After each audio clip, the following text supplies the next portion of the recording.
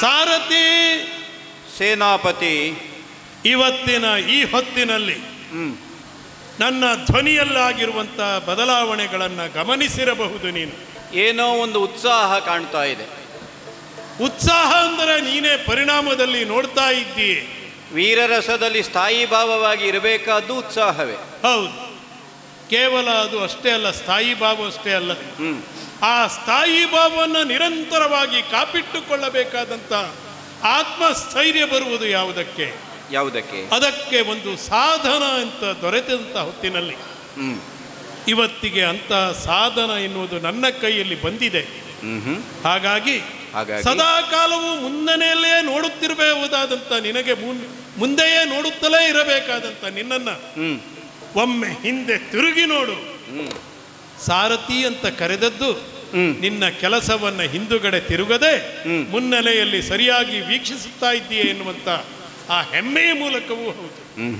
ನಿನ್ನ ಕರ್ತವ್ಯವನ್ನು ಸರಿಯಾಗಿ ಮಾಡುತ್ತಿರುವಂತ ನೀನು ಒಂದು ಕ್ಷಣಕ್ಕೆ ಹಿಂದೆ ತಿರುಗಿ ನೋಡಬೇಕು ಅಂತ. ನೋಡಿದರೆ ಯಾಕೆ ಗೊತ್ತೇ? ಯಾಕೋ? ನಿನ್ನೆಯ ದಿವಸ ನಮ್ಮಿಬ್ಬರಲ್ಲಿ ಒಂದು ಸಣ್ಣದಾದಂಥದ್ದಾಯ್ತಲ್ಲ. ನಾನು ಹಾಗೆ ಮಾಡ್ತೇನೆ ಹೀಗೆ ಮಾಡ್ತೇನೆ ಅಂತ ಹೇಳಿದ ತಕ್ಷಣದಲ್ಲಿ ನೀನು ಹೇಳಿದೆಯಲ್ಲ, ಕಂಡು ಮಾಡುವುದೇನು ಅಂತ ಪಾರ್ಥನನ್ನ ತೋರಿಸಿದವರಿಗೆ ಏನೇನೆಲ್ಲ ಕೊಡ್ತೇನೆ ಅಂತ ಹೇಳಿದ್ದೇನೋ, ನೀನಾಗ ಒಂದು ಮಾತನ್ನು ಹೇಳಿದ್ದೀಯ, ಕಂಡು ಮಾಡುವುದೇನು ಅಂತ. ಏನು ಮಾಡ್ತೇನೆ ಅಂತೇಳಿ ಹೇಳುವುದಲ್ಲ, ಏನು ಮಾಡುವುದು ಏನು ಎನ್ನುವುದನ್ನು ನೋಡಬೇಕಾಗಿರುವಂಥ ಕಾರಣಕ್ಕಾಗಿಯೇ ನಿನ್ನನ್ನು ಒಂದು ಕ್ಷಣಕ್ಕೆ ನಿನ್ನ ಗಮನವನ್ನು ಹಿಂದುಗಡೆ ಕರೀತಾ ಇದ್ದೇನೆ.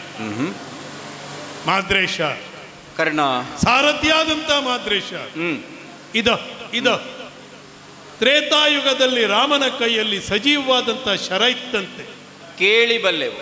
ಆದರೆ ಅದು ನೋಡಲಿಕ್ಕೆ ಶರದ ರೀತಿಯಲ್ಲೇ ಇತ್ತು. ಆದರೆ ನನ್ನ ಕೈಯಲ್ಲಿ ಹಾಗಲ್ಲ, ಸಜೀವವಾದಂಥ ಸರ್ಪವೇ ಅಸ್ತ್ರವಾಗಿ ಬಂದು ಮುಟ್ಟಿದೆ ಇದರಲ್ಲಿ. ಇದರ ಪರಿಣಾಮವನ್ನು ನೋಡಿದಂಥ ಹೊತ್ತಿನಲ್ಲಿ ಎದುರಾಳಿಯಲ್ಲಿರುವಂತಹ ಸಮಗ್ರವಾಗಿರುವಂತಹ ಪಾಂಡವ ಸೇನೆಯಲ್ಲಿ ಕೋಲಾಹಲವೇ ಉಂಟಾಗಿರುವುದನ್ನು ಕಾಣಬಹುದು. ನೀನು ನೋಡ್ತಾ ಇದ್ದೇನೆ. ಒಂದು ಕ್ಷಣ ಮೊದಲಿಗೆ ನಮ್ಮ ರಥವನ್ನು ತಿರುಗಿಸಿದಂಥ ರೀತಿಯಲ್ಲಿ ಅದನ್ನು ಸರಿಯಾಗಿ ಸಾವರಿಸಿಕೊಂಡು ಬಂದು ನಿಂತ ಹೊತ್ತಿನಲ್ಲಿ ಪ್ರತಿಯಾದದ್ದನ್ನು ಏನು ಮಾಡಬೇಕು? ಹೂಡಿದ್ದೇನೆ ತಿರುವಿನಲ್ಲಿ ನನ್ನದಾಗಿರುವಂಥ ಈ ಶರವನ್ನು. ಇದರ ಪರಿಣಾಮದಲ್ಲಿ ಎದುರಾಳಿಯನ್ನು ನೋಡಿದಂಥ ಹೊತ್ತಿನಲ್ಲಿ ಬೆಳ್ಳಗೆ ಇರುವಂತ ಅರ್ಜುನ ಕಪ್ಪಾಗಿ ಬಿಟ್ಟಿದ್ದಾನೆ ಇವತ್ತು.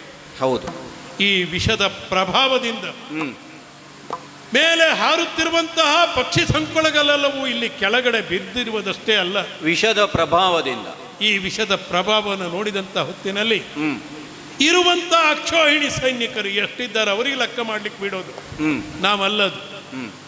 ಅವರೆಲ್ಲರೂ ಕೂಡ ಹೆದರಿ ಬಿಟ್ಟಿದ್ದಾರೆ. ಇಂಥವರನ್ನು ರಕ್ಷಿಸಿಕೊಳ್ಳಬೇಕಾದಂಥ ಹೊಣೆ ಹೇಗೆ ಅಂತ ತಿಳಿಯದೆ ಪಾರ್ಥ ತನ್ನ ಕೈಯಲ್ಲಿರುವಂತಹ ಗಾಂಡೀವವನ್ನೇ ಮರೆತು ಬಿಟ್ಟಿದ್ದಾನೆ. ಇನ್ನು ಕೈಯಲ್ಲಿ ಚಿಮ್ಮಟಿಗೆಯನ್ನು ಹಿಡಿಯಬೇಕಾದಂಥ ಹರಿ ತನ್ನ ಹರಿಯನ್ನೇ ಹೇಗೆ ನಡೆಸುವುದು ಗೊತ್ತಾಗ್ತಾನೆ ಇಲ್ಲ ಅವನಿಗೆ. ಕುದುರೆಯನ್ನು, ಆ ಕುದುರೆಯನ್ನೇ ನಡೆಸಲಿಕ್ಕಾಗದ ಹರಿಗೆ ಈಗ ತಾನು ಏನು ಮಾಡಬೇಕು ಅಂತ ತಿಳಿಯದೆ ಕಪ್ಪಾಗಿರುವಂತ ಅವ ಬೆಳ್ಳಗೆ ಬಿಳಿಚಿಕೊಂಡಿದ್ದಾನೆ. ಅಷ್ಟೇ ಅಲ್ಲ, ಈ ಬಾಣದ ಪರಿಣಾಮವನ್ನು ಊಹಿಸಿರುವಂತ ಅಲ್ಲಿಗೆ ಕಳಿಸಿರುವಂತ ಸೇನೆಯ ಅವರೆಲ್ಲರ ಪತ್ನಿಯರು ಕೂಡ ಅಯ್ಯೋ ಇದೊಂದು ಹೀಗಾಗಿ ಹೋಗ್ತದಲ್ಲ ಎನ್ನುವಂತ ರೀತಿಯಲ್ಲಿ ಹೆದರಿಕೊಂಡು ಅವರ ಬಬ್ಬುಡುವಿಕೆ ಅಲ್ಲಿರುವಂಥ ನಗರ ಪ್ರದೇಶದಿಂದ ಇಲ್ಲಿಯ ತನಕವೂ ಕೂಡ ಕೇಳಿಸ್ತಾ ಇದೆ.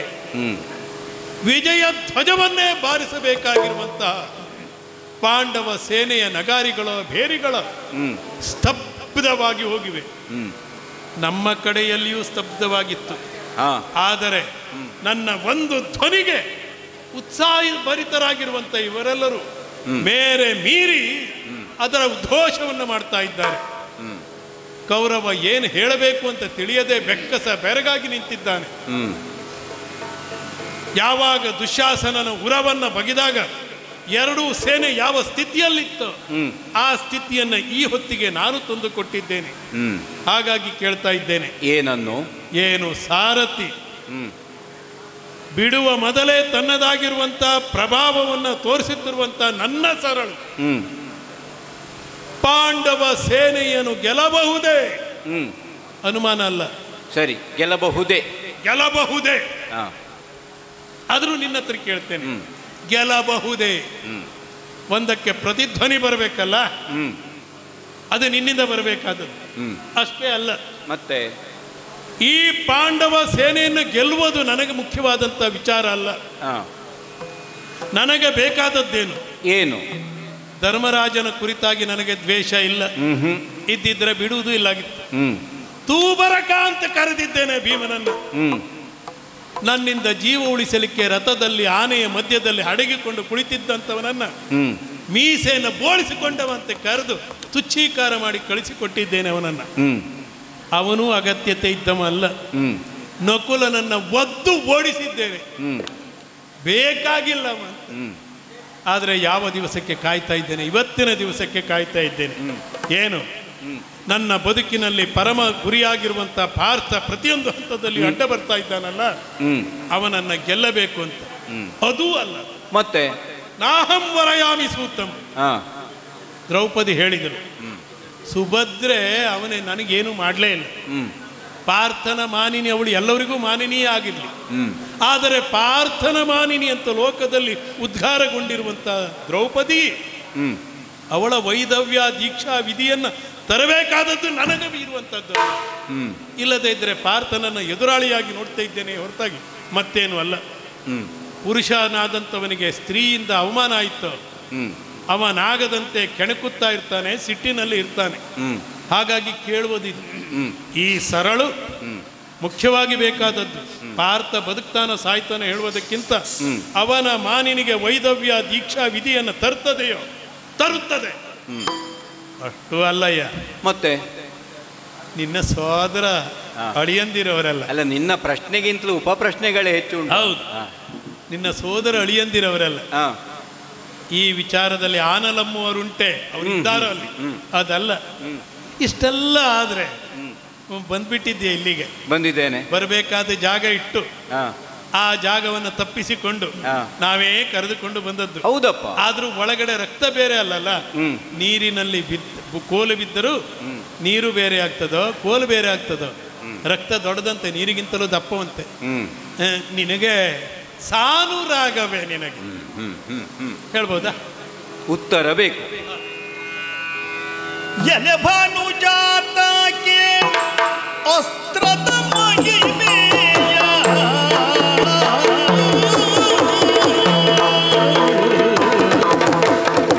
ಎಲೆ ಭಾನುಜಾತಕ್ಕೆ ಅಸ್ತ್ರದ ಮಹಿಮೆಯ ನೆಲೆಯರಿಯದ ಹೂಡಿದೆ.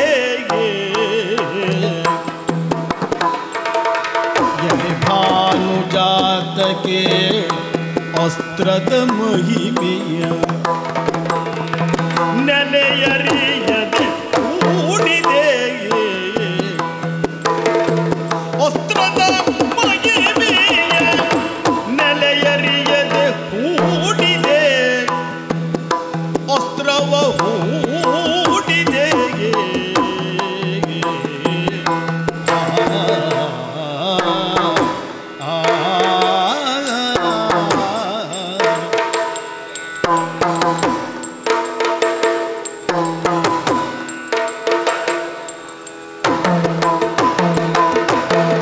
ನಳಿನಾಕ್ಷನಾಥನ ರಥದೊಳಗಿಗ ನೀನ,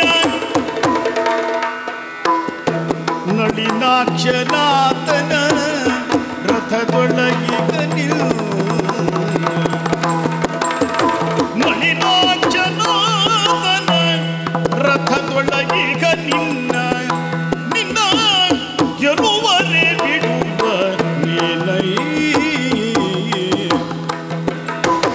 ನಳಿನಾಕ್ಷ ಆತನ ರಥದೊಳಗೀಗ ನಿನ್ನ ಗೆಲುವರೆ ಬಿಡುವ ನೀನೈ.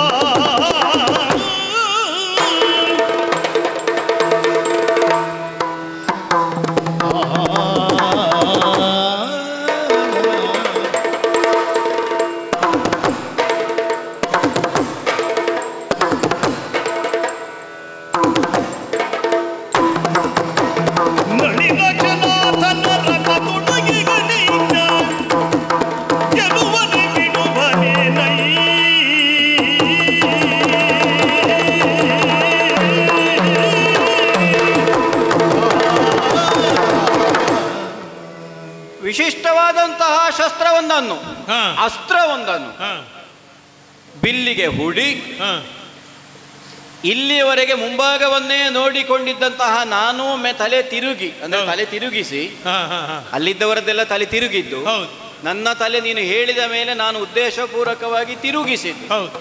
ಕರ್ಣ ಹಾ, ನೋಡಿದೆ, ಹಾ, ಮುಂಭಾಗದಲ್ಲಿ ಆದಂತಹ ಪರಿಣಾಮಗಳನ್ನು ನೋಡುತ್ತಾ ಮೌನವಾಗಿದ್ದು. ಹಾ, ಪ್ರಾರಂಭಕ್ಕೊಮ್ಮೆ ನಿನ್ನೊಡನೆ ಮಾತನಾಡುವಾಗ ಘರ್ಷಣೆ ಆದ್ರು, ಹಾ, ಆಮೇಲೆ ಈ ದಿನ ನೀನು ನಡೆಸಿದಂತಹ ಹೋರಾಟ ಏನುಂಟೋ ಹಾ. ಅದೆಲ್ಲವನ್ನು ಕಂಡು ಅಂತರಂಗದಿಂದ ಮೆಚ್ಚಿದ್ದೇನೆ, ಬಹಿರಂಗದಿಂದ ನಿನ್ನನ್ನು ಹೊಗಳಿಯೂ ಇದ್ದೇನೆ.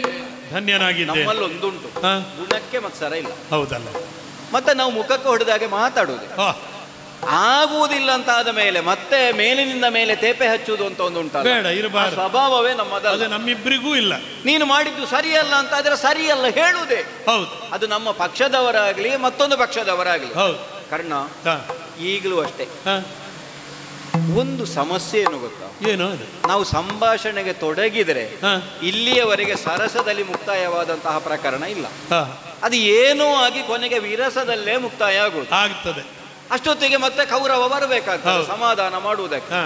ಹಾಗಾಗಿ ಹಾ. ನನ್ನ ಮನಸ್ಸಿನಲ್ಲಿ ಸಂದೇಹಗಳು ಹುಟ್ಟಿದ್ರು ಹಾ. ಕರ್ಣ ಪ್ರಶ್ನಿಸದೇ ಇದ್ರೆ, ಹಾ. ಕರ್ಣ ತಾನಾಗಿ ಸಂಭಾಷಣೆಗೆ ಎಳೆಯದೇ ಇದ್ರೆ ಹಾ. ಮಾತನಾಡುವುದಕ್ಕಿಲ್ಲ ಅಂತ ಮೌನವಾಗಿ ಕುಳಿತು ಘಟನೆಗಳನ್ನು ವೀಕ್ಷಿಸ್ತಾ ಇದ್ದೇನೆ. ಹಾ, ಹಾ, ಹಾ. ಚಮ್ಮಟಿಗೆ ವಾಗಿ ಬಿಡ್ಲಿಲ್ಲ. ಇಲ್ಲ. ಆದ್ರೆ ಹಾ. ಪಾಂಡವ ಸೇನೆಯನ್ನು ಗೆಲ್ಲಬಹುದೇ, ಹೌದು. ಪಾರ್ಥನ ಮಾನಿನಿಗೆ ವೈದವ್ಯ ದೀಕ್ಷಾ ವಿಧಿಯ ಕೊಡಬಹುದೇ, ಹೌದು. ಆನಲಮ್ಮವರು ಉಂಟೆ. ಇದು ಸಾನೂರಾಗ ಸಾನುರಾಗವ. ಮೊದಲಿಂದ ಬಿಡು. ಹಾ, ಈಗ ಪಾಂಡವ ಸೇನೆಯನ್ನು ಗೆಲ್ಲುವುದು ಹಾ, ಅಲ್ಲ, ಪಾರ್ಥನ ಮಾನಿನಿಗೆ ವೈದವ್ಯ ದೀಕ್ಷಾ ವಿಧಿಯನ್ನು ತರುವುದು, ಹಾ. ಅದೆಲ್ಲ ನಮಗೆ ಮುಖ್ಯ ವಿಷಯ ಅಲ್ಲ. ಅಲ್ಲ. ಯಾಕಂದ್ರೆ ಹೌದು. ಕೆಲವು ಸಲ ಏನಾಗ್ತದೆ ಕೇಳಿದ್ರೆ ಹಾ. ಪರಿಣಾಮ ಸಾಧಿತವಾಗುವಲ್ಲಿ ಮತ್ತೆ ಕೆಲವು ಉಪಪರಿಣಾಮಗಳು ಅಂತ ಉಂಟು, ಆಗ್ತದೆ, ಆಗ್ತದೆ. ಅಲ್ವೇ? ಹೌದು. ಹಾಗಾಗಿ ಅರ್ಜುನನನ್ನು ನೀನು ಗೆದ್ದೆ ಅಂತ ಆದ್ರೆ ಹಾ. ಪಾಂಡವ ಸೇನೆಯನ್ನು ಗೆದ್ದ ಹಾಗೆ, ಹೌದು. ಅವನ ಮಾನಿನಿಗೆ ವೈದವ್ಯತ್ವ ಬಂದ ಹಾಗೆ. ಬಂದೇ ಬರ್ತದೆ. ಹಾಗಾಗಿ ಹೌದು. ನಾನು ಮುಖ್ಯವಾಗಿ ಇಲ್ಲಿ ಲಕ್ಷಿಸುವುದು ಎರಡೇ ವಿಷಯ. ಏನು? ಒಂದು ಆನಲ್ ಅಮ್ಮುವರುಂಟೆ, ಹಾ, ಇನ್ನೊಂದು ಸಾನೂರಾಗವೆ. ಹಾ, ಕರ್ಣ ಹಾ, ಒಂದು ಪಕ್ಷಕ್ಕೆ ಬಂದ ಮೇಲೆ ಹಾ, ಹಾ. ಮತ್ತೆ ಎದುರಾಳಿಗಳಾಗಿ ಹೋರಾಟ ಮಾಡುವಾಗ ಹೌದು. ಅಲ್ಲಿ ನನ್ನ ಮಾವ ಇದ್ದಾನೆ, ಹೌದು. ಅಲ್ಲಿ ನನ್ನ ಅಳಿಯ ಇದ್ದಾನೆ, ಹಾ. ಅಲ್ಲಿ ನನ್ನ ತಮ್ಮ ಇದ್ದಾನೆ, ಹಾ. ಇಂತಹ ಒಂದು ವಾತ್ಸಲ್ಯ ಹುಟ್ಟಬಹುದೋ? ಇಲ್ಲ, ಅಲ್ವೋ? ಬರಕೂಡದು. ಹಾಗೆ ಬಂದದಕ್ಕೆಲ್ಲ 3 ದಿನ ಪಾಠ ಮಾಡಿದ್ದು ಕೃಷ್ಣ ಹೌದು. ಅರ್ಜುನನಿಗೆ. ಹೌದು. ಅವರಿಗೆ ಅಷ್ಟು ಗೊತ್ತಿದೆ ಅಂತ ಆದ ಮೇಲೆ ಹಾ, ಅವರು ನನ್ನ ಅಳಿಯಂದಿರೋ ಅನ್ನೋ ಕಾರಣಕ್ಕಾಗಿ ನಾನು ಮಮಕಾರದಿಂದ ವರ್ತಿಸುವುದಕ್ಕುಂಟ ಹಾ, ಅಲ್ಲ. ಇಲ್ಲ. ಧರ್ಮರಾಯನ ಜೊತೆಗೆ ಹೋರಾಟ ಮಾಡಿ ಅವನನ್ನೇ ಕೊಲ್ಲುವುದಕ್ಕೆ ಉದ್ಯುಕ್ತನಾದ ಹೊತ್ತಿನಲ್ಲಿ ನಾನೇ ಅಲ್ವ ಹೇಳಿ. ಹೌದು, ನೀನು ಹೇಳಿದ್ರಿಂದನೇ ಬಿಟ್ಟಿದ್ದು. ಧರ್ಮರಾಯನನ್ನು ಬಿಡು, ಬಿಡು. ನಿನ್ನ ಬಲಿ ಪಶು ಇವನಲ್ಲ ಅರ್ಜುನ. ಅರ್ಜುನ. ಇಷ್ಟನ್ನು ನಾನು ಹೇಳಿದ ಮೇಲೆ ಅರ್ಜುನನನ್ನು ನೀನು ಕೊಲ್ಲುವಾಗ ನನಗೆ ಮನಸ್ಸಿಲ್ಲ, ನನಗಿದು ಸಾನುರಾಗ ಅಲ್ಲ ಅಂತ ನಾನು ಹೇಳುವುದಕ್ಕುಂಟ. ಆದರೂ ಒಂದು ಸ್ಥಾಯಿ ಭಾವ ಮತ್ತೊಮ್ಮೆ ಬರಲಿ. ಇನ್ನೂ ಒಂದು ಉಂಟು, ಹಾ. ನಿನಗೆ ಸಾರಥಿಯಾಗಿ ಬಂದ ಉದ್ದೇಶವೇ ಅದು. ಓಹೋ. ಪಾಂಡವರ ಸೋಲು, ಕೌರವನ ಗೆಲುವು. ಹೌದು. ಈಗ ನಮ್ಮ ಸಮಷ್ಟಿಯ ಉದ್ದೇಶ ಅದಲ್ಲ. ಅದೇ ಅದೇ. ವ್ಯಕ್ತಿಗತವಾಗಿ ನೋಡಿದ್ರೆ ನಾನು ನಿನಗ ಸಾರಥಿ ಅಲ್ಲ, ಆದ್ರೆ ಸಾರಥಿಯಾಗಿ ಕೂತದ್ಯಾಕೆ? ಕೌರವನ ಗೆಲುವು. ಅವ ಗೆಲ್ಲಬೇಕಲ್ಲ. ಹಾಗಾಗಿ ಹಾ. ಈ ನೆಲೆಯಿಂದ ಸಾನುರಾಗವೇ. ಆ, ಇನ್ನು ಉಳಿಯುವುದೊಂದೇ, ಏನು? ಆನಲ್ ಅಮ್ಮುವರುಂಟೆ. ಟೇ. ಸ್ವಲ್ಪ ಮಾತಾಡಬೇಕಾಗ್ತದೆ. ನನ್ನ ಸ್ಥಾಯಿ ಸಾನುರಾಗವೇ ಕೇಳಿದ್ರೆ ನೀನು ಆನಲಮ್ಮವರುಂಟೆ. ಹೌದೌದು, ಇಲ್ಲಿ ಬಂತು ನಮ್ಮಿಬ್ಬರಲ್ಲಿ. ಅದಕ್ಕೆ ಹೇಳಿದ್ದು ಹಾ. ನಾನು ತೊಡಗುವಾಗಲೇ ಸರಿಯಾಗುವುದಿಲ್ಲ ಹೌದು. ಅಂತ. ಹಾಗೆ ಅಂತ ಇಷ್ಟು ಪ್ರಶ್ನೆ ಕೇಳಿದ ಮೇಲೆ ಉತ್ತರಿಸದೆ ನಿರ್ವಾಹ ಇಲ್ಲ. ಹಾ, ಹಾ. ನಾಳೆ ದಿನ ಏನಾದ್ರೂ ಹೆಚ್ಚು ಕಡಿಮೆ ಆದ್ರೆ ಹಾ. ಮತ್ತೆ ನೀನೇ ಕೌರವನಲ್ಲಿ ಹೇಳ್ತಿ. ಹೌದು. ನಾನು ಮೊದಲೇ ಶಲ್ಯ ಭೂಪತಿಗಳಲ್ಲಿ ಕೇಳಿದ್ದೆ, ಅವರು ಸರಿ ಉತ್ತರ ಕೊಡ್ಲಿಲ್ಲ, ಹಾ. ಹಾಗಾಗಿ ಹೀಗಾಯ್ತು. ಹಾ. ಬಂದ ಸಂದೇಹವನ್ನು ಈಗಲೇ ನಿವಾರಣೆ ಮಾಡಿ ಬಿಡುವುದು ಒಳ್ಳೆಯದಲ್ಲ. ಒಳ್ಳೇದು, ಒಳ್ಳೇದು. ನಿನ್ನಲ್ಲಿ ಒಂದೇ ಹೇಳೋ ಕಾರಣ, ಏನು? ಧರ್ಮರಾಯ ತಲೆ ತಿರುಗಿ ಬಿದ್ದದ್ದು ಸತ್ಯ ಇರಬಹುದು, ಹಾ, ಅರ್ಜುನ ಕಪ್ಪಗಾದದ್ದು ಸತ್ಯ ಇರಬಹುದು, ಹಾ, ದ್ರೌಪದಿ ಆರ್ತನಾದ ಮಾಡೋದು ಸತ್ಯ ಇರಬಹುದು, ಹಾ. ಸೇನೆ ತಲೆ ತಿರುಗಿ ಬಿದ್ದದ್ದು ನಿಜ ಇರಬಹುದು. ಹಾ. ಆದರೆ ಹಾ. ಆದರೆ ಹಾ. ನೀನು ಹೇಳಿದೆಯಲ್ಲ, ಕೃಷ್ಣ ಬೆಳ್ಳಗಾಗಿದ್ದಾನೆ, ಹಾ, ಹಾ, ಹಾ. ಕೃಷ್ಣ ಇನ್ನು ಏನು ಮಾಡುವುದು ಅಂತ ತಿಳಿಯದೆ ಕಿಂ ಹೌದು. ಕರ್ತವ್ಯ ಮೌಢ್ಯ ಅವನನ್ನು ಆವರಿಸಿದೆ ಅಂತ. ಹೌದು. ಯಾವುದನ್ನು ನಂಬಿದ್ರು ಅದೊಂದನ್ನು ನಂಬುವ ಹಾಗಿಲ್ಲ. ಇಲ್ಲ ಅಲ್ವಾ? ಅವನು ಒಳಗಿನಿಂದ ನಗುತ್ತಾ, ಹಾ, ಹೊರಗಿನಿಂದ ಕಣ್ಣೀರು ಸುರಿಸ್ತಾ, ತನಗೆ ಏನೂ ಗೊತ್ತಿಲ್ಲ ಅನ್ನುವ ಭಾವವನ್ನು ಪ್ರಕಟಿಸ್ತಾ, ಹಾ. ಅಂತರಂಗದಿಂದ ಅರ್ಜುನನನ್ನು ಉಳಿಸುವುದಕ್ಕೆ ಯಾವುದೋ ಒಂದು ಉಪಾಯವನ್ನು, ಯುಕ್ತಿಯನ್ನು ಖಂಡಿತ ಹುಡುಕಿಕೊಂಡಿರ್ತಾನೆ. ಓಹೋ. ಯಾಕಂದ್ರೆ ಹಾ, ತನ್ನ ಪ್ರಾಣ ಅರ್ಜುನ ಹಾ. ಅಲ್ಲ, ತಾನೇ ಅರ್ಜುನ ಅನ್ನುವ ಭಾವದಿಂದ ಹೇಳಿದ ಕೃಷ್ಣ ಹಾ. ತನ್ನ ಭಾವನಾದಂತಹ ಅರ್ಜುನನನ್ನು ಉಳಿಸದೆ ಬಿಟ್ಟಾನೋ? ನಳಿನಾಕ್ಷನಾಥನ ರಥದೊಳಗಿರೆ ಹ? ನಿನ್ನ ಗೆಲುವರೆ ಬಿಡುವನೆ. ಅಲ್ಲ, ನಳಿನಾಕ್ಷನಾಥನ ರಥದಲ್ಲಿ ಇದ್ದಾನೆ ಅಂತ ತಿಳಿದೇ ನಾನು ಹೇಳಿರುವುದು. ಹೇಗೋ ಏನು? ಇಲ್ಲ, ಹ? ಯಾಕಿದನ್ನು ಆಡ್ತೇನೆ ಕೇಳಿದ್ರೆ, ಹ. ನೀನು ಹೇಳಿದೆ ಇದು ವಿಶೇಷವಾದಂತಹ ಒಂದು ಮಂತ್ರಾಸ್ತ್ರ. ಹೌದು ರಾಮನ ಕೈಯಲ್ಲಿದ್ದದ್ದು ಬಾಣವೇ ಆಗಿತ್ತು. ಹೌದು. ನಾನೀಗ ಬಿಲ್ಲಿಗೆ ಹೂಡಿದ್ದು ಸಜೀವವಾದಂತಹ ಒಂದು ಸರ್ಪವೇ ಆಗಿ ಗೋಚರಿಸ್ತಾ ಇದೆ. ಹೌದು. ಮತ್ತೊಂದು ವಿಚಿತ್ರ ನೋಡಿದ್ಯಾ? ಏನು? ಯಾವುದೇ ಬಾಣವಾದ್ರೂ ಹ. ಇಲ್ಲಿಂದ ಪ್ರಯೋಗಿಸಿದ ಮೇಲೆ ಮತ್ತೆ ಅದು ತೊಡಗಬೇಕಾದ. ಹೌದು. ಈಗ ಉದಾಹರಣೆಗೆ ನೀನು ವಾಯವ್ಯ ಅಸ್ತ್ರವನ್ನು ಪ್ರಯೋಗಿಸ್ತಿ ಅಂತ ಆದ್ರೆ ಇಲ್ಲಿ ಹೂಡುವಾಗಲೇ ಗಾಳಿ ಬಂದು ನಮ್ಮ ಸೇನೆಯಾಗಿ ಹೋಗುವುದಿಲ್ವಲ್ಲ, ಬಿಟ್ಟ ಮೇಲೆ ಅದರ ಮೇಲೆ ಪರಿಣಾಮ ಆಗಬೇಕು. ನಮ್ಮ ಕೈಯಿಂದ ಮುಕ್ತ ಆಗಬೇಕು, ಮುಕ್ತವಾಗಬೇಕು. ಹೌದು, ಮುಕ್ತವಾಗಬೇಕು. ಮುಕ್ತವಾದ ಮೇಲೆ ಎದುರಾಳಿಯ ಬಳಿಗೆ ಹೋದ ಮೇಲೆ ಅದು ಪರಿಣಾಮವನ್ನು ಪ್ರಕಟಿಸಬೇಕು. ಇದು ಹಾಗಲ್ಲ, ನಿನ್ನ ಕೈಯಲ್ಲಿ ಇರುವಾಗಲೇ ಮೇಲೆ ಹಾರುತ್ತಿರುವಂತಹ ಖಗಸಂತತಿ ಅಳೀತದೆ. ಅಂದ್ರೆ ವಿಷದ ಉರಿ ಅನ್ನುವುದನ್ನು ಅದು ವಮನ ಮಾಡ್ತಾ ಇದೆ ಅಂತ ಆದ್ರೆ ಒಂದು ವಿಶಿಷ್ಟವಾದ ಬಹುಶಃ ನಿನ್ನ ಮತಿಗೆ ನಿಲುಕದಂತಹ ಯಾವುದೋ ಒಂದು ವೈಶಿಷ್ಟ್ಯವನ್ನು ಹೊಂದಿದಂತಹ ಶರ ಇದಾಗಿರಬೇಕು ಅಂತ ನಾನು ತರ್ಕಿಸ್ತೇನೆ. ನನಗೂ ಹಾಗೆ ಅನಿಸ್ತಾ ಇದೆ. ಹಾಗಾಗಿ ನಾನು ಹೇಳಿದ್ದೇನು ಗೊತ್ತೋ? ಏನು? ಎಲೆ ಭಾನುಜಾತ ಕೇಳ್ ಅಸ್ತ್ರ ಅಂದ್ರೆ ನಿನ್ನ ನಾಡಿದ್ದಲ್ಲ ನಾನು. ಭಾನುಜಾತ ಕೇಳ್ ಅಸ್ತ್ರ, ಈ ಅಸ್ತ್ರ ಉಂಟಲ್ಲ ಇದು ಯಾಮ ಅಂತ ಹೇಳಿದ್ದು ನಾನು. ಓಹೋ, ನಮ್ಮ ಮುಂಭಾಗದಲ್ಲಿರುವಂತಹ ಅರ್ಜುನನಿಗೆ ಅಂತಕ ಸದೃಶವಾಗಿ ಕಾಡಬಲ್ಲಂತಹ ಭಾನುಜಾತ ಸದೃಶವಾದಂತಹ ಬಾಣ ಇದು. ಈ ಬಾಣದ ಮಹಿಮೆಯನ್ನು ತಿಳಿಯದೆ ಅರ್ಥಾತ್ ನೆಲೆಯನ್ನು ಅರಿಯದೆ ನೀನು ಹೂಡಿದ್ದಿ. ಬದುಕಿದ್ರೆ ಶನಿಯಾಗಿ ಕಾಡಬೇಕು, ಹೌದು, ಸತ್ರಿ ಯಮನಾಗಬೇಕು. ಭಾನುಜಾತ ವಿಷಯ ಹೌದು, ನೀನು ಹೂಡಿದ್ದಿ. ಈಗ ನೀನು ಬತ್ತಳಿಕೆಯಿಂದ ತೆಗೆಯುವುದಕ್ಕೆ ಮೊದಲೇ ನನ್ನಲ್ಲಿ ಕೇಳಿದ್ದಲ್ಲ. ಬತ್ತಳಿಕೆಯಿಂದ ತೆಗೆದು ಕೈಯಲ್ಲಿ ಈಗ ಹಿಡಿದ ಮೇಲೂ ಪ್ರಶ್ನಿಸಿದ್ದ ಅಲ್ಲ.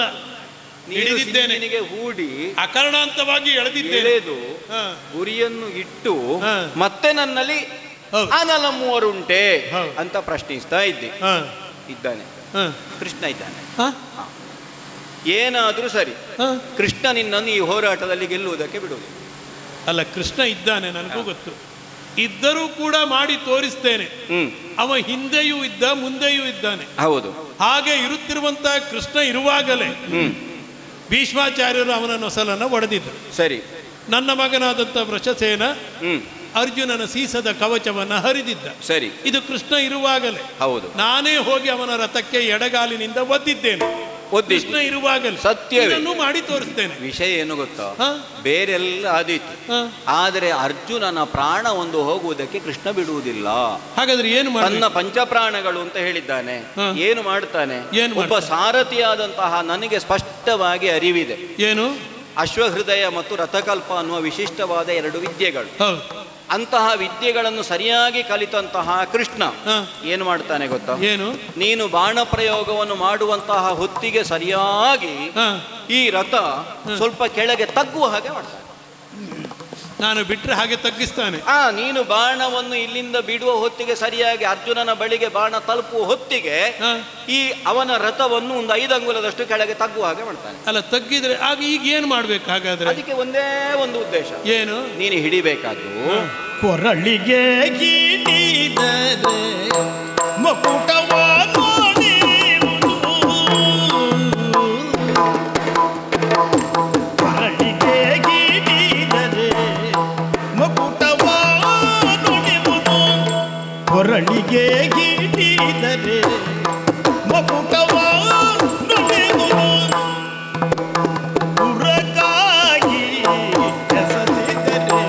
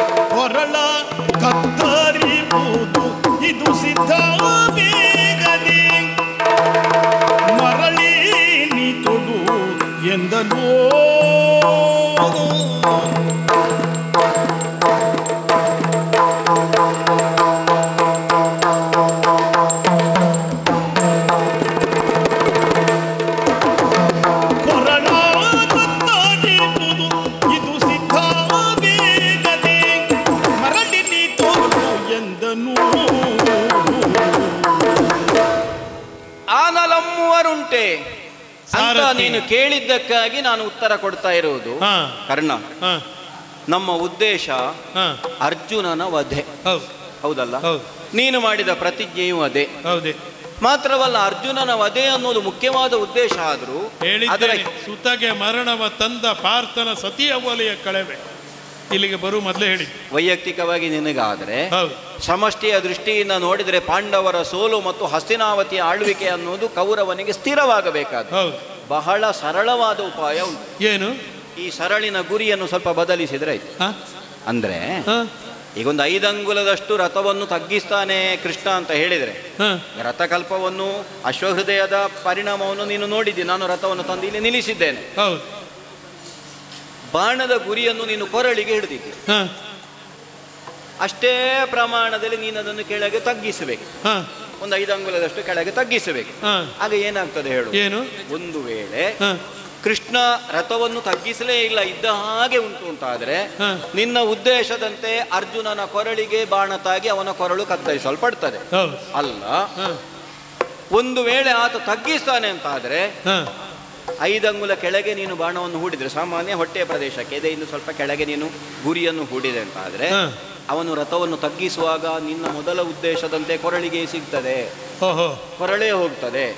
ತಗ್ಗಿಸಲಿಲ್ಲ, ಇಲ್ಲಿಗೆ ಬಾಣ ಪ್ರಯೋಗ, ಹಾಗಾದ್ರೂ ಅರ್ಜುನ ಸಾಯ್ತಾನೆ. ನಮ್ಮ ಉದ್ದೇಶ ಸಫಲವಾಗ್ತದೆ. ಹಾಗಾಗಿ ಕೊರಳಿಗೆ ಹಿಡಿದರೆ ಮಕುಟಕ್ಕೆ ತಾಗುವುದು, ಉರಕಾಗಿ ಗುರಿಯನ್ನು ಬದಲಾಯಿಸಿ ನೀನು ಪ್ರಯೋಗಿಸಿದೆ ಅಂತ ಆದ್ರೆ ಖಂಡಿತವಾಗಿಯೂ ಅರ್ಜುನ ಸಾಯ್ತಾನೆ. ಬದಲಾಯಿಸು, ಪ್ರಯೋಗಿಸು. ಶಲ್ಯ, ಒಂದು ಶರಸಂಧಾನ ನಾಲಿಗೆ ಒಂದು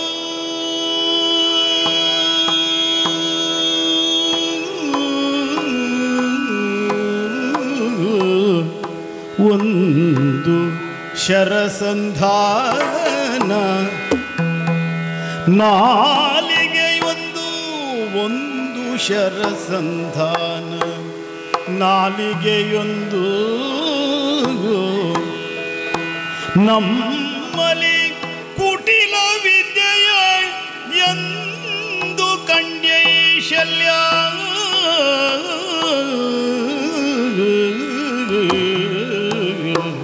ನಮ್ಮಲಿ ಕುಟಿಲ ವಿದ್ಯೆಯ ಎಂದು ಕಂಡ್ಯೈ ಶಲ್ಯ. ನಾವಡಿಡುವ ಧರ್ಮದಲ್ಲಿ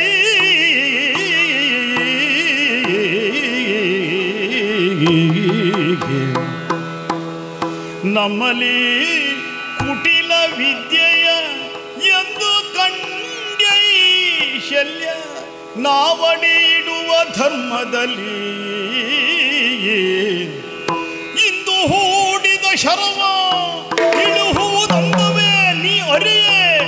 ಹೊರಸಾರು ಹೊರಸಾರೆಂದು ತಿರುವಿನೋಳ್ ಒಬ್ಬ ತೊಟ್ಟನು ಕರ್ಣನ ಕ್ಷಣದಿ.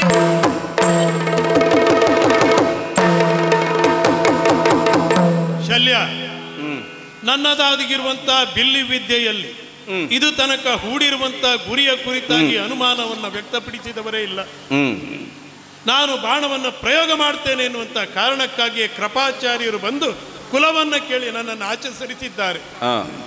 ಯಾವ ಕೃಪಾಚಾರ್ಯರಿಗೆ ದ್ರೋಣಾಚಾರ್ಯರಿಗೆ ಕರ್ಣನ ಮೇಲೆ ಬೆದರಿಕೆ ಇತ್ತೋ ಅದು ಬೆದರಿಕೆ ಕೇವಲ ಕರ್ಣನ ಮೇಲೆ ಅಲ್ಲ, ಕರ್ಣ ಇಡುವಂತ ಗುರಿಯ ಮೇಲೆ ಇತ್ತು. ಆ ಆತ್ಮವಿಶ್ವಾಸವನ್ನು ಇದು ತನಕವೂ ಕೂಡ ಕಾಪಿಟ್ಟುಕೊಂಡು ಬಂದಿದ್ದೇನೆ. ಭಾರ್ಗವ ರಾಮರಿಗೆ ಇದ್ದಂತಹ ಆತ್ಮವಿಶ್ವಾಸ, ಲೋಕದ ಸಮಸ್ತರಿಗೆ ಇರುವಂತಹ ಆತ್ಮವಿಶ್ವಾಸ ಅದಷ್ಟೇ ಅಲ್ಲ, ಈ ಲೋಕಕ್ಕೆ ಸಾಕ್ಷಿ ಪ್ರಜ್ಞೆ ಆಗಿರುವಂತ ಆ ಭಾನುವಿಗೆ ಇರುವಂತಹ ಆತ್ಮವಿಶ್ವಾಸ ಅದು ಕರ್ಣನ ಮೇಲೆ. ಈತ ತಪ್ಪಿದ್ದು ಯಾವತ್ತಿಗೂ ಅವನೂ ಕೂಡ ನೋಡಲಿಲ್ಲ. ಅಂತಿರುವಾಗ ಇಂದು ಹೂಡಿದ ಶರವನ್ನ ಹೀಗೆ ಬಿಟ್ಟು ಹೀಗೆ ಮಾಡು, ನೀನು ಕೇಳ್ತೀಯ ಅಂತೇಳಾದ್ರೆ ಅವರೆಲ್ಲರಿಗೂ ಕೂಡ ನಾಳೆ ಪ್ರಶ್ನೆಯನ್ನು ಕೇಳಿದರೆ ಏನಂತ ಉತ್ತರಿಸಿಕೊಳ್ಳಬಹುದು? ನಾ ಮಡಿಯಿರುವ ಧರ್ಮ ಅದು ಯಾವ ಧರ್ಮ? ಅದು ಯಾವ ಧರ್ಮ? ನಮ್ಮ ವೀರತ್ವದ ಧರ್ಮ, ಅದು ಕ್ಷತ್ರಿಯತ್ವದ ಧರ್ಮ. ಕೈಯಲ್ಲಿರುವಂತಹ ಧನುರ್ಬಾಣದಲ್ಲಿ ನಾವು ಬಾಣವನ್ನು ಹೂಡಿರುವಾಗ ಆ ಬಾಣಕ್ಕೆ ಯಾವ ಗತಿ ಸಾಗಬೇಕು ಆ ಗತಿಯನ್ನು ಆತ್ಮವಿಶ್ವಾಸದ ಮೂಲಕವಾಗಿ ಹುಡ್ತಾ ಇರ್ತೇನೆ ನಾನು. ಆ ಧರ್ಮದಲ್ಲಿ ಯುದ್ಧ ವಿದ್ಯೆ, ಈ ಧರ್ಮದಲ್ಲಿ ನನ್ನನ್ನು ಮೀರಿಸುವವರಿಲ್ಲ. ಮುಂದೂ ಕೂಡ ಅದೇ ರೀತಿ ನಡೀತೇನೆ ನಾನು. ಆ ಕಾರಣಕ್ಕಾಗಿ ನಿನ್ನ ಹತ್ತಿರ ಸಲಹೆಯನ್ನು ಕೇಳಿದ್ದಲ್ಲ. ಭಟನಾದವ ತನ್ನನ್ನು ಹೊಗಳು ಭಟರಿರ್ತಾರೆ, ಅವರು ಬರಬೇಕಾದಾಗ ಮಾಡಿರುವುದೇನು ಕೇಳಿದರೆ ಬಲ್ಲಿರೇನಯ್ಯ ನಾವು ಕೇಳ್ತೇವೆ. ಇರುವಂತ ಸ್ಥಳ ಅಷ್ಟೇ ಕೇಳಬೇಕು. ಹೌದಪ್ಪ, ಅದು ಬಿಟ್ಟರೆ ನಮಗೆ ಗೊತ್ತಿಲ್ಲ ಅಂತೇಳಿ ಹೇಳಿದಂತಾಯ್ತು. ನಿನ್ನ ಸ್ಥಿತಿ ಅಗತ್ಯತೆ ಇಲ್ಲ. ನಿನ್ನ ಸಲಹೆ ಏನು ಮಾಡ್ತೇನೆ, ಏನು ಬಿಡ್ತೇನೆ ನಾನು ನೋಡ್ಕೊಳ್ತೇನೆ. ಪರಸಾರ ಬಿಡ್ತೇನೆ ಮರಳಿ ಬಂದುದು ಪುರಾಕೃತ ವೈರದಿಂದ ಇರಜನಿರುವಲ್ಲಿಗ ಕ್ಷಣದೋಳ್ ಅರಿಕೆ ಇನ್ನೊಂದುಂಟು ತೊಡು ಮರಳಿ ಬೇಗದಿಂಪರಿಗೆ ಸಜ್ಜನನ ಶಿರವರಿವ.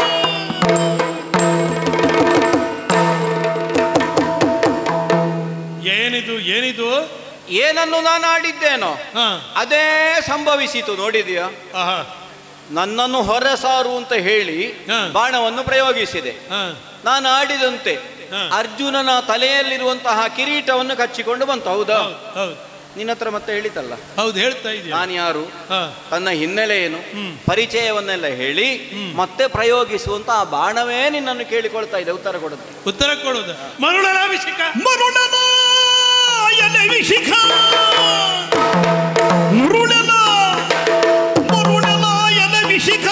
ನಾನೀ ಪರರ ಹಂಗಲಿ ಗೆಲುವ ಕರ್ಣನೆ, ನಾನೀ ಪರರ ಹಂಗಲಿ ಗೆಲುವ ಕರ್ಣನೆ. ಅವರಿಗೆ ವೈರಿಯು ನೀನು ನಿನ್ನನ್ನು ತೊಡುವಲ್ಲೆಂದ.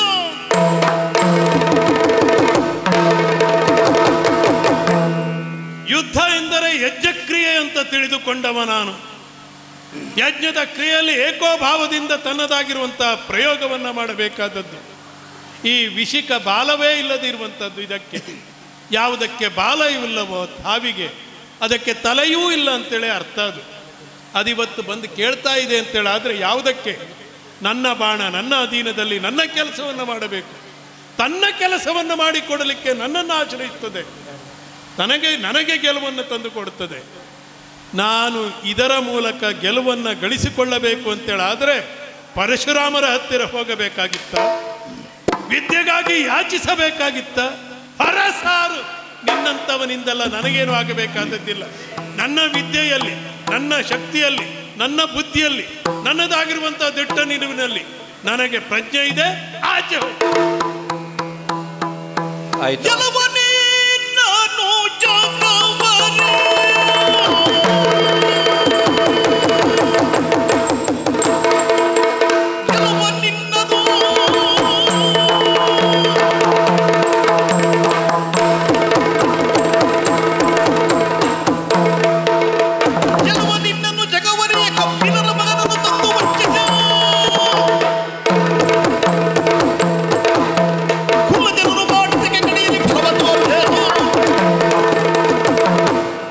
ತಿರಸ್ಕಾರ ಭಾವದಿಂದಲೇ ಆ ಸರಳನ್ನು ನೂಕಿಸಿದೆ. ಫಲಿತಾಂಶ ಏನಾಯಿತು ಅನ್ನುವುದನ್ನು ನೋಡಿದ್ದೇನೆ. ಕರ್ಣ, ನೀನು ಏನನ್ನು ಹೇಳುತ್ತೀಯೋ ಅದನ್ನು ಹೂ ಹೇಳುವುದಕ್ಕೆ ನಾನು ಬೇಕು ನಿನಗೆ. ನೀನು ಕೇಳಿದಂತಹ ಪ್ರಶ್ನೆಗಳಿಗೆ ಉತ್ತರಿಸುವುದಕ್ಕೆ ಹೌದು ಅಂತ ಹೇಳುವುದಕ್ಕೆ ಶಲ್ಯ ಭೂಪತಿ ನಿನ್ನ ರಥದಲ್ಲಿ ಸಾರಥಿಯಾಗಿರಬೇಕು. ಒಮ್ಮೆ ಹಿನ್ನೆಲೆಯನ್ನು ನೋಡು. ಏನು ನೀನೀಗ ಏನು ಅಂತ ಹೇಳಿದ್ದು? ಅಶ್ವಸೇನಲ್ಲಿ ಇವನ ಸಹಾಯವನ್ನು ಪಡೆದು ಹಂಗಿಗನಾಗಿ ಯುದ್ಧದಲ್ಲಿ ಗೆಲ್ಲುವುದಿಲ್ಲ. ಪರಶುರಾಮರಿಂದ ಧನುರ್ವೇದವನ್ನು ಕಲಿತಿದ್ದೇನೆ. ಸ್ವಯಂ ನನ್ನ ಪ್ರಯತ್ನದಿಂದಲೇ ಅರ್ಜುನನನ್ನು ಕೊಲ್ಲುತ್ತೇನೆ. ಖಂಡಿತ. ಮಾತಾಡಬಾರದು ಅಂತ ಇದ್ದೆ. ಏನು? ಕೇವಲ ಸಾರಥ್ಯವನ್ನು ಮಾತ್ರ ಮಾಡಬೇಕು ಸಂಜೆಯವರೆಗೆ ಅಂತ ಮಾತಾಡಿಸ್ತೆ ಅಲ್ವ ನನ್ನನ್ನು. ಸಿಟ್ಟು ಬರುವ ಹಾಗೆ ಮಾಡುತ್ತೆ. ಕರ್ಣ, ಜಗತ್ತಿನಲ್ಲಿ ಋಣವೇ ಇಲ್ಲದ ಒಬ್ಬ ವ್ಯಕ್ತಿ ಅನ್ನುವ ಇಲ್ಲ. ನಾನು ಸ್ವತಂತ್ರನಿದ್ದೇನೆ, ನನ್ನ ಸ್ವಯಂ ಪ್ರಯತ್ನದಿಂದಲೇ ನಾನು ಇಲ್ಲಿಯವರೆಗೆ ಬಂದಿದ್ದೇನೆ ಅಂತ ಯಾರು ಬೇಕಾದರೂ ಹೇಳಿ ಬಹಿರಂಗವಾಗಿ. ಅವರ ಅಂತರಂಗದಲ್ಲಿ ಅನೇಕ ಮಂದಿಗಳಿಗೆ ಆತ ಋಣಿಯಾಗಿ ಇರಲೇಬೇಕು. ಇರ್ತಾನೆ. ಯಾಕೆ? ಒಂದು ರಥ ಕುದುರೆಗಳು, ಸಾರಥಿ. ನಿನ್ನೆ ದಿನ ನೀನು ರಾತ್ರಿ ಏನು ಹೇಳಿದ್ದು? ಗೆಲುವು ಸಾರಥಿಯಿಂದ, ಬಲವು ಸಾರಥಿಯಿಂದ. ಕೈಯಲ್ಲಿ ಕೈದು ಇದ್ರೆ ಪ್ರಯೋಜನ ಏನು? ಭಾರಿಯ ತೋಳುಗಳಿದ್ರೇನು? ಅಲ್ಲಿ ಒಬ್ಬ ಸಾರಥಿ ಇದ್ದಾಗೆ ನಮಗೊಬ್ಬ ಸಾರಥಿ ಇಲ್ಲದೆ ನಾನು ಕೆಟ್ಟೆ ಹೇಳಿದೌದಲ್ಲ? ಈಗಲೂ ಹೇಳ್ತೇನೆ. ಅಂದ್ರೆ ಅರ್ಥ ಏನು? ಯಾರೋ ಒಬ್ಬನ ಋಣ ಬೇಕು, ಯಾರೋ ಒಬ್ಬನ ಸಹಾಯ ಬೇಕೇ ಬೇಕು. ಬೇಕು ಬೇಕು ಆಲೋಚನೆ ಮಾಡು ಕರ್ಣ.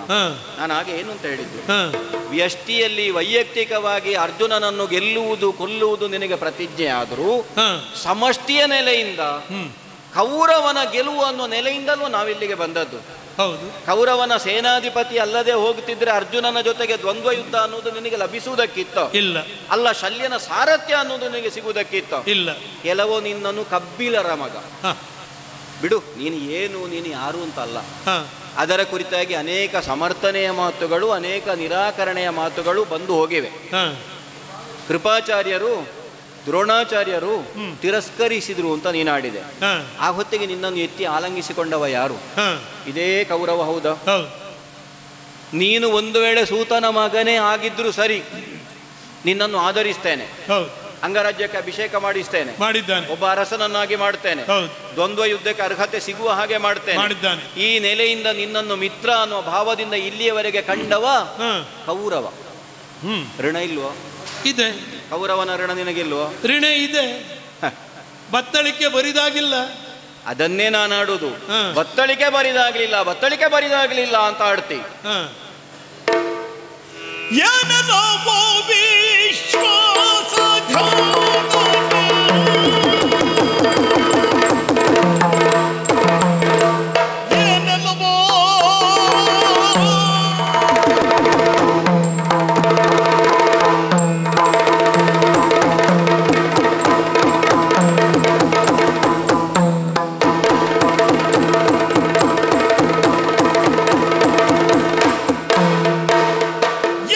ವಿಶ್ವಾಸಘಾತಕ್ಕೆ ನೀನು ರಣಕಜ್ಜುವರ ಸ್ವರ್ಗದ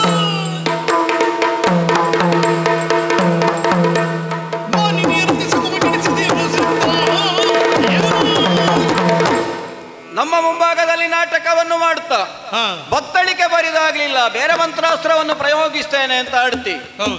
ನೀನು ಬತ್ತಳಿಕೆಗೆ ಕೈ ಹಾಕಿ ತಡಕಾಡುವುದನ್ನು ನಾವು ನೋಡದವರು ಅಲ್ಲ. ನಿನಗೆ ಬರುವಂತಹ ಅಸ್ತ್ರಗಳೇನುಂಟು ಅದಿಲ್ಲಿಗೆ ಬಾರದ ಹಾಗೆ ಆ ಪಕ್ಷದವರು ಮಾಡಿದ್ದನ್ನು ನಾವು ನೋಡಿದ್ದೇವೆ. ಒಂದು ವೇಳೆ ಇಲ್ಲಿಯವರೆಗೆ ನೀನು ಪ್ರಯೋಗಿಸಿದಂತಹ ಮಂತ್ರಾಸ್ತ್ರಗಳಲ್ಲೇ ಅರ್ಜುನ ಸಾಯ್ಬೇಕಿತ್ತು, ಯಾಕೆ ಸಾಯ್ಲಿಲ್ಲ? ಆಲೋಚನೆ ಮಾಡು ಕರ್ಣ. ಸೇನಾಧಿಪತ್ಯವನ್ನು ಯಾರಿಗೆ ಕೊಡೋಣ ಅಂತ ತುಂಬಿದ ಸಭೆಯಲ್ಲಿ ಪ್ರಪ್ರಥಮವಾಗಿ ನನ್ನಲ್ಲೇ ಕೌರವ ಕೇಳಿದ್ದು. ಎದ್ದು ನಿಂತು ನೀನೇನಾಡಿದೆ? ಅರಸ ಬಿಡು ಬಿಡು ಚಿಂತೆಯ, ಪಾಂಡವರ ದುರಕ್ಕೆ ನಾನಿರುವೆ ಜೀಯ ಅಷ್ಟೇ ಹೇಳಿದ್ದಲ್ಲ. ಹರಿಚಮತ್ಕೃತಿಯ ನಿಲ್ಲಿಸಿ ರಿಪುಗಳಿಗೆ ಜಯದಾಸೆಯನ್ನು ತೀರಿಸಿ, ಹರಿಚಮತ್ಕೃತಿಯನ್ನು ನಿಲ್ಲಿಸುವುದೇ ನಿನ್ನ ಉದ್ದೇಶ, ನಿನಗೆ ಸಾಧಿತವಾಗ್ತದೆ ಅದು ಅಂತಾದ್ರೆ ನಮ್ಮ ಕಣ್ಣ ಮುಂಭಾಗದಲ್ಲಿ ಅವನು ತಗ್ಗಿಸುವಾಗ ಅವನ ಚಮತ್ಕೃತಿಯನ್ನು ನಿಲ್ಲಿಸುವುದಕ್ಕೆ ನಿನ್ನ ಸಾಧ್ಯ ಆಯ್ತು? ಅದು ಅವನ ಚಮತ್ಕೃತಿ ಅಲ್ಲ, ನನ್ನದಾಗಿರುವಂತದ್ದು ಅಂತ ನೋಡಿದ್ದೇನೆ. ಅದನ್ನೇ ನಾನು ಆಡಿದ್ದು. ಅದು ಅವನು ಸತ್ತದ್ದಲ್ಲ, ನಾನು ಕೊಂದದ್ದು ಅಂತ ಹೇಳಲಿಕ್ಕಿಲ್ಲ. ಅವನು ಸಾಯುವುದು ನಮ್ಮ ಪ್ರಯತ್ನದಿಂದಲೇ. ಅವನನ್ನು ಕೊಲ್ಲುವುದಕ್ಕೆ ಇಲ್ಲಿಯವರೆಗೆ ನಿನ್ನಿಂದ ಸಾಧ್ಯವಾಗಲಿಲ್ಲ. ಶ್ರೀಕೃಷ್ಣ ಅವನನ್ನು ಉಳಿಸುತ್ತಾನೆ ಅಂತ ನಾನಾಗ ಹೇಳಿದ್ದು. ಆನಲಮ್ಮುವರುಂಟೆ ಕರ್ಣ. ಕೇಳಿದ ಪ್ರಶ್ನೆಗೆ ಪ್ರಾಮಾಣಿಕವಾದಂತಹ ಉತ್ತರವನ್ನು ಶಲ್ಯ ಭೂಪತಿ ಕೊಟ್ಟರೆ ನಿನಗದು ಬೇಡ. ನಿನಗೆ ನಿನ್ನ ವೈಯಕ್ತಿಕವಾದಂತಹ ಪ್ರತಿಷ್ಠೆ ಅನ್ನುವುದು ಹೆಚ್ಚಾಗ್ತದೆ. ಇದೇನಾಗ್ತದೆ ಗೊತ್ತಾ? ಏನು? ಒಂದು ವಿಶ್ವಾಸಘಾತಕತನವಾಗ್ತದೆ. ಯಾರು? ಹೇಗಾದ್ರೂ ಸರಿ ಅರ್ಜುನನನ್ನು ಕೊಂದು ಕೊಡ್ತೇನೆ, ಫಲಿತಾಂಶವಾಗಿ ಹಸ್ತಿನಾವತಿಯ ಚಕ್ರವರ್ತಿ ಪೀಠದಲ್ಲಿ ಕೌರವನನ್ನು ಕುಳ್ಳಿರಿಸ್ತೇನೆ. ಇಂತಹ ಮಾತುಗಳನ್ನಾಡಿದಂತಹ ನೀನು ಈಗ ಬಾಣ ಪ್ರಯೋಗ ಮಾಡುವುದಿಲ್ಲ, ಇನ್ನೊಬ್ಬ ಹೇಳಿದ್ದನ್ನು ನಾನು ಕೇಳುವುದಿಲ್ಲ, ಬತ್ತಳಿಕೆಯಲ್ಲಿ ಬೇರೆ ಮಂತ್ರ ಏನು ಅಂತ ತಿಳ್ಕೊಂಡಿದ್ದಿ? ಏನು? ನಿನ್ನ ಬಳಿಗೆ ಬಂದಂತಹ ಶಲ್ಯ ಭೂಪತಿ ಏನೂ ಕೆಲಸ ಇಲ್ಲದೆ ಕರ್ಣ ಹೇಳಿದ್ದಾನೆ ಅನ್ನುವ ಕಾರಣಕ್ಕಾಗಿ ನಿನ್ನ ಬಳಿಯಲ್ಲಿ ಕೂತದ್ದು ಅಂತ ತಿಳ್ಕೊಂಡಿದ್ಯಾ? ಈಗ ನೀನು ನನಗೆ ಏನು ಹೇಳಿದ್ದೀಗ? ವಿಶ್ವಾಸಘಾತಕ್ಕೆ ವಿಶ್ವಾಸದ್ರೋಹಿ. ಯಾಕೆ ಇಷ್ಟೆಲ್ಲ ಮಾಡ್ತಾ ಇದ್ದೇನೆ ಗೊತ್ತೇ? ಮಾತೆಗಿತ್ತೆನು ಭಾಷೆಯನು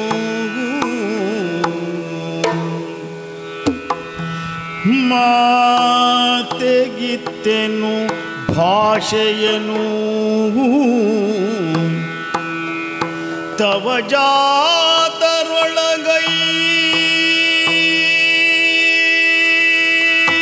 ವರನು ಮಾತೆಗಿತ್ತೆನು ಭಾಷೆಯನು ತವ ಜಾತರೊಳಗೈವರನು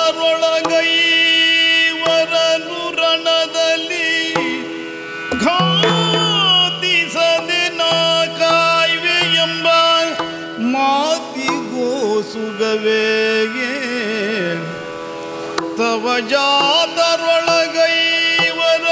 ರಣದಲ್ಲಿ ಘಾತಿಸದೆ ನಾ ಕಾಯ್ವೆ ಎಂಬ ಮಾತಿಗೋ ಸುಗವೇಗೆ ಸೋತವನು ನಾನೀಗ ನಿಜವಾಗಿಯೂ ಸೋತವನು ನಾನೀಗ ಪಾರ್ಥನ ಖಾದಿ ಒಪ್ಪಿಸಿ ಕಳೆವೆ ತನುವ ಪಾರ್ಥನ ಖಾದಿ ಒಪ್ಪಿಸಿ ಕಳೆವೆ ಈತನುವ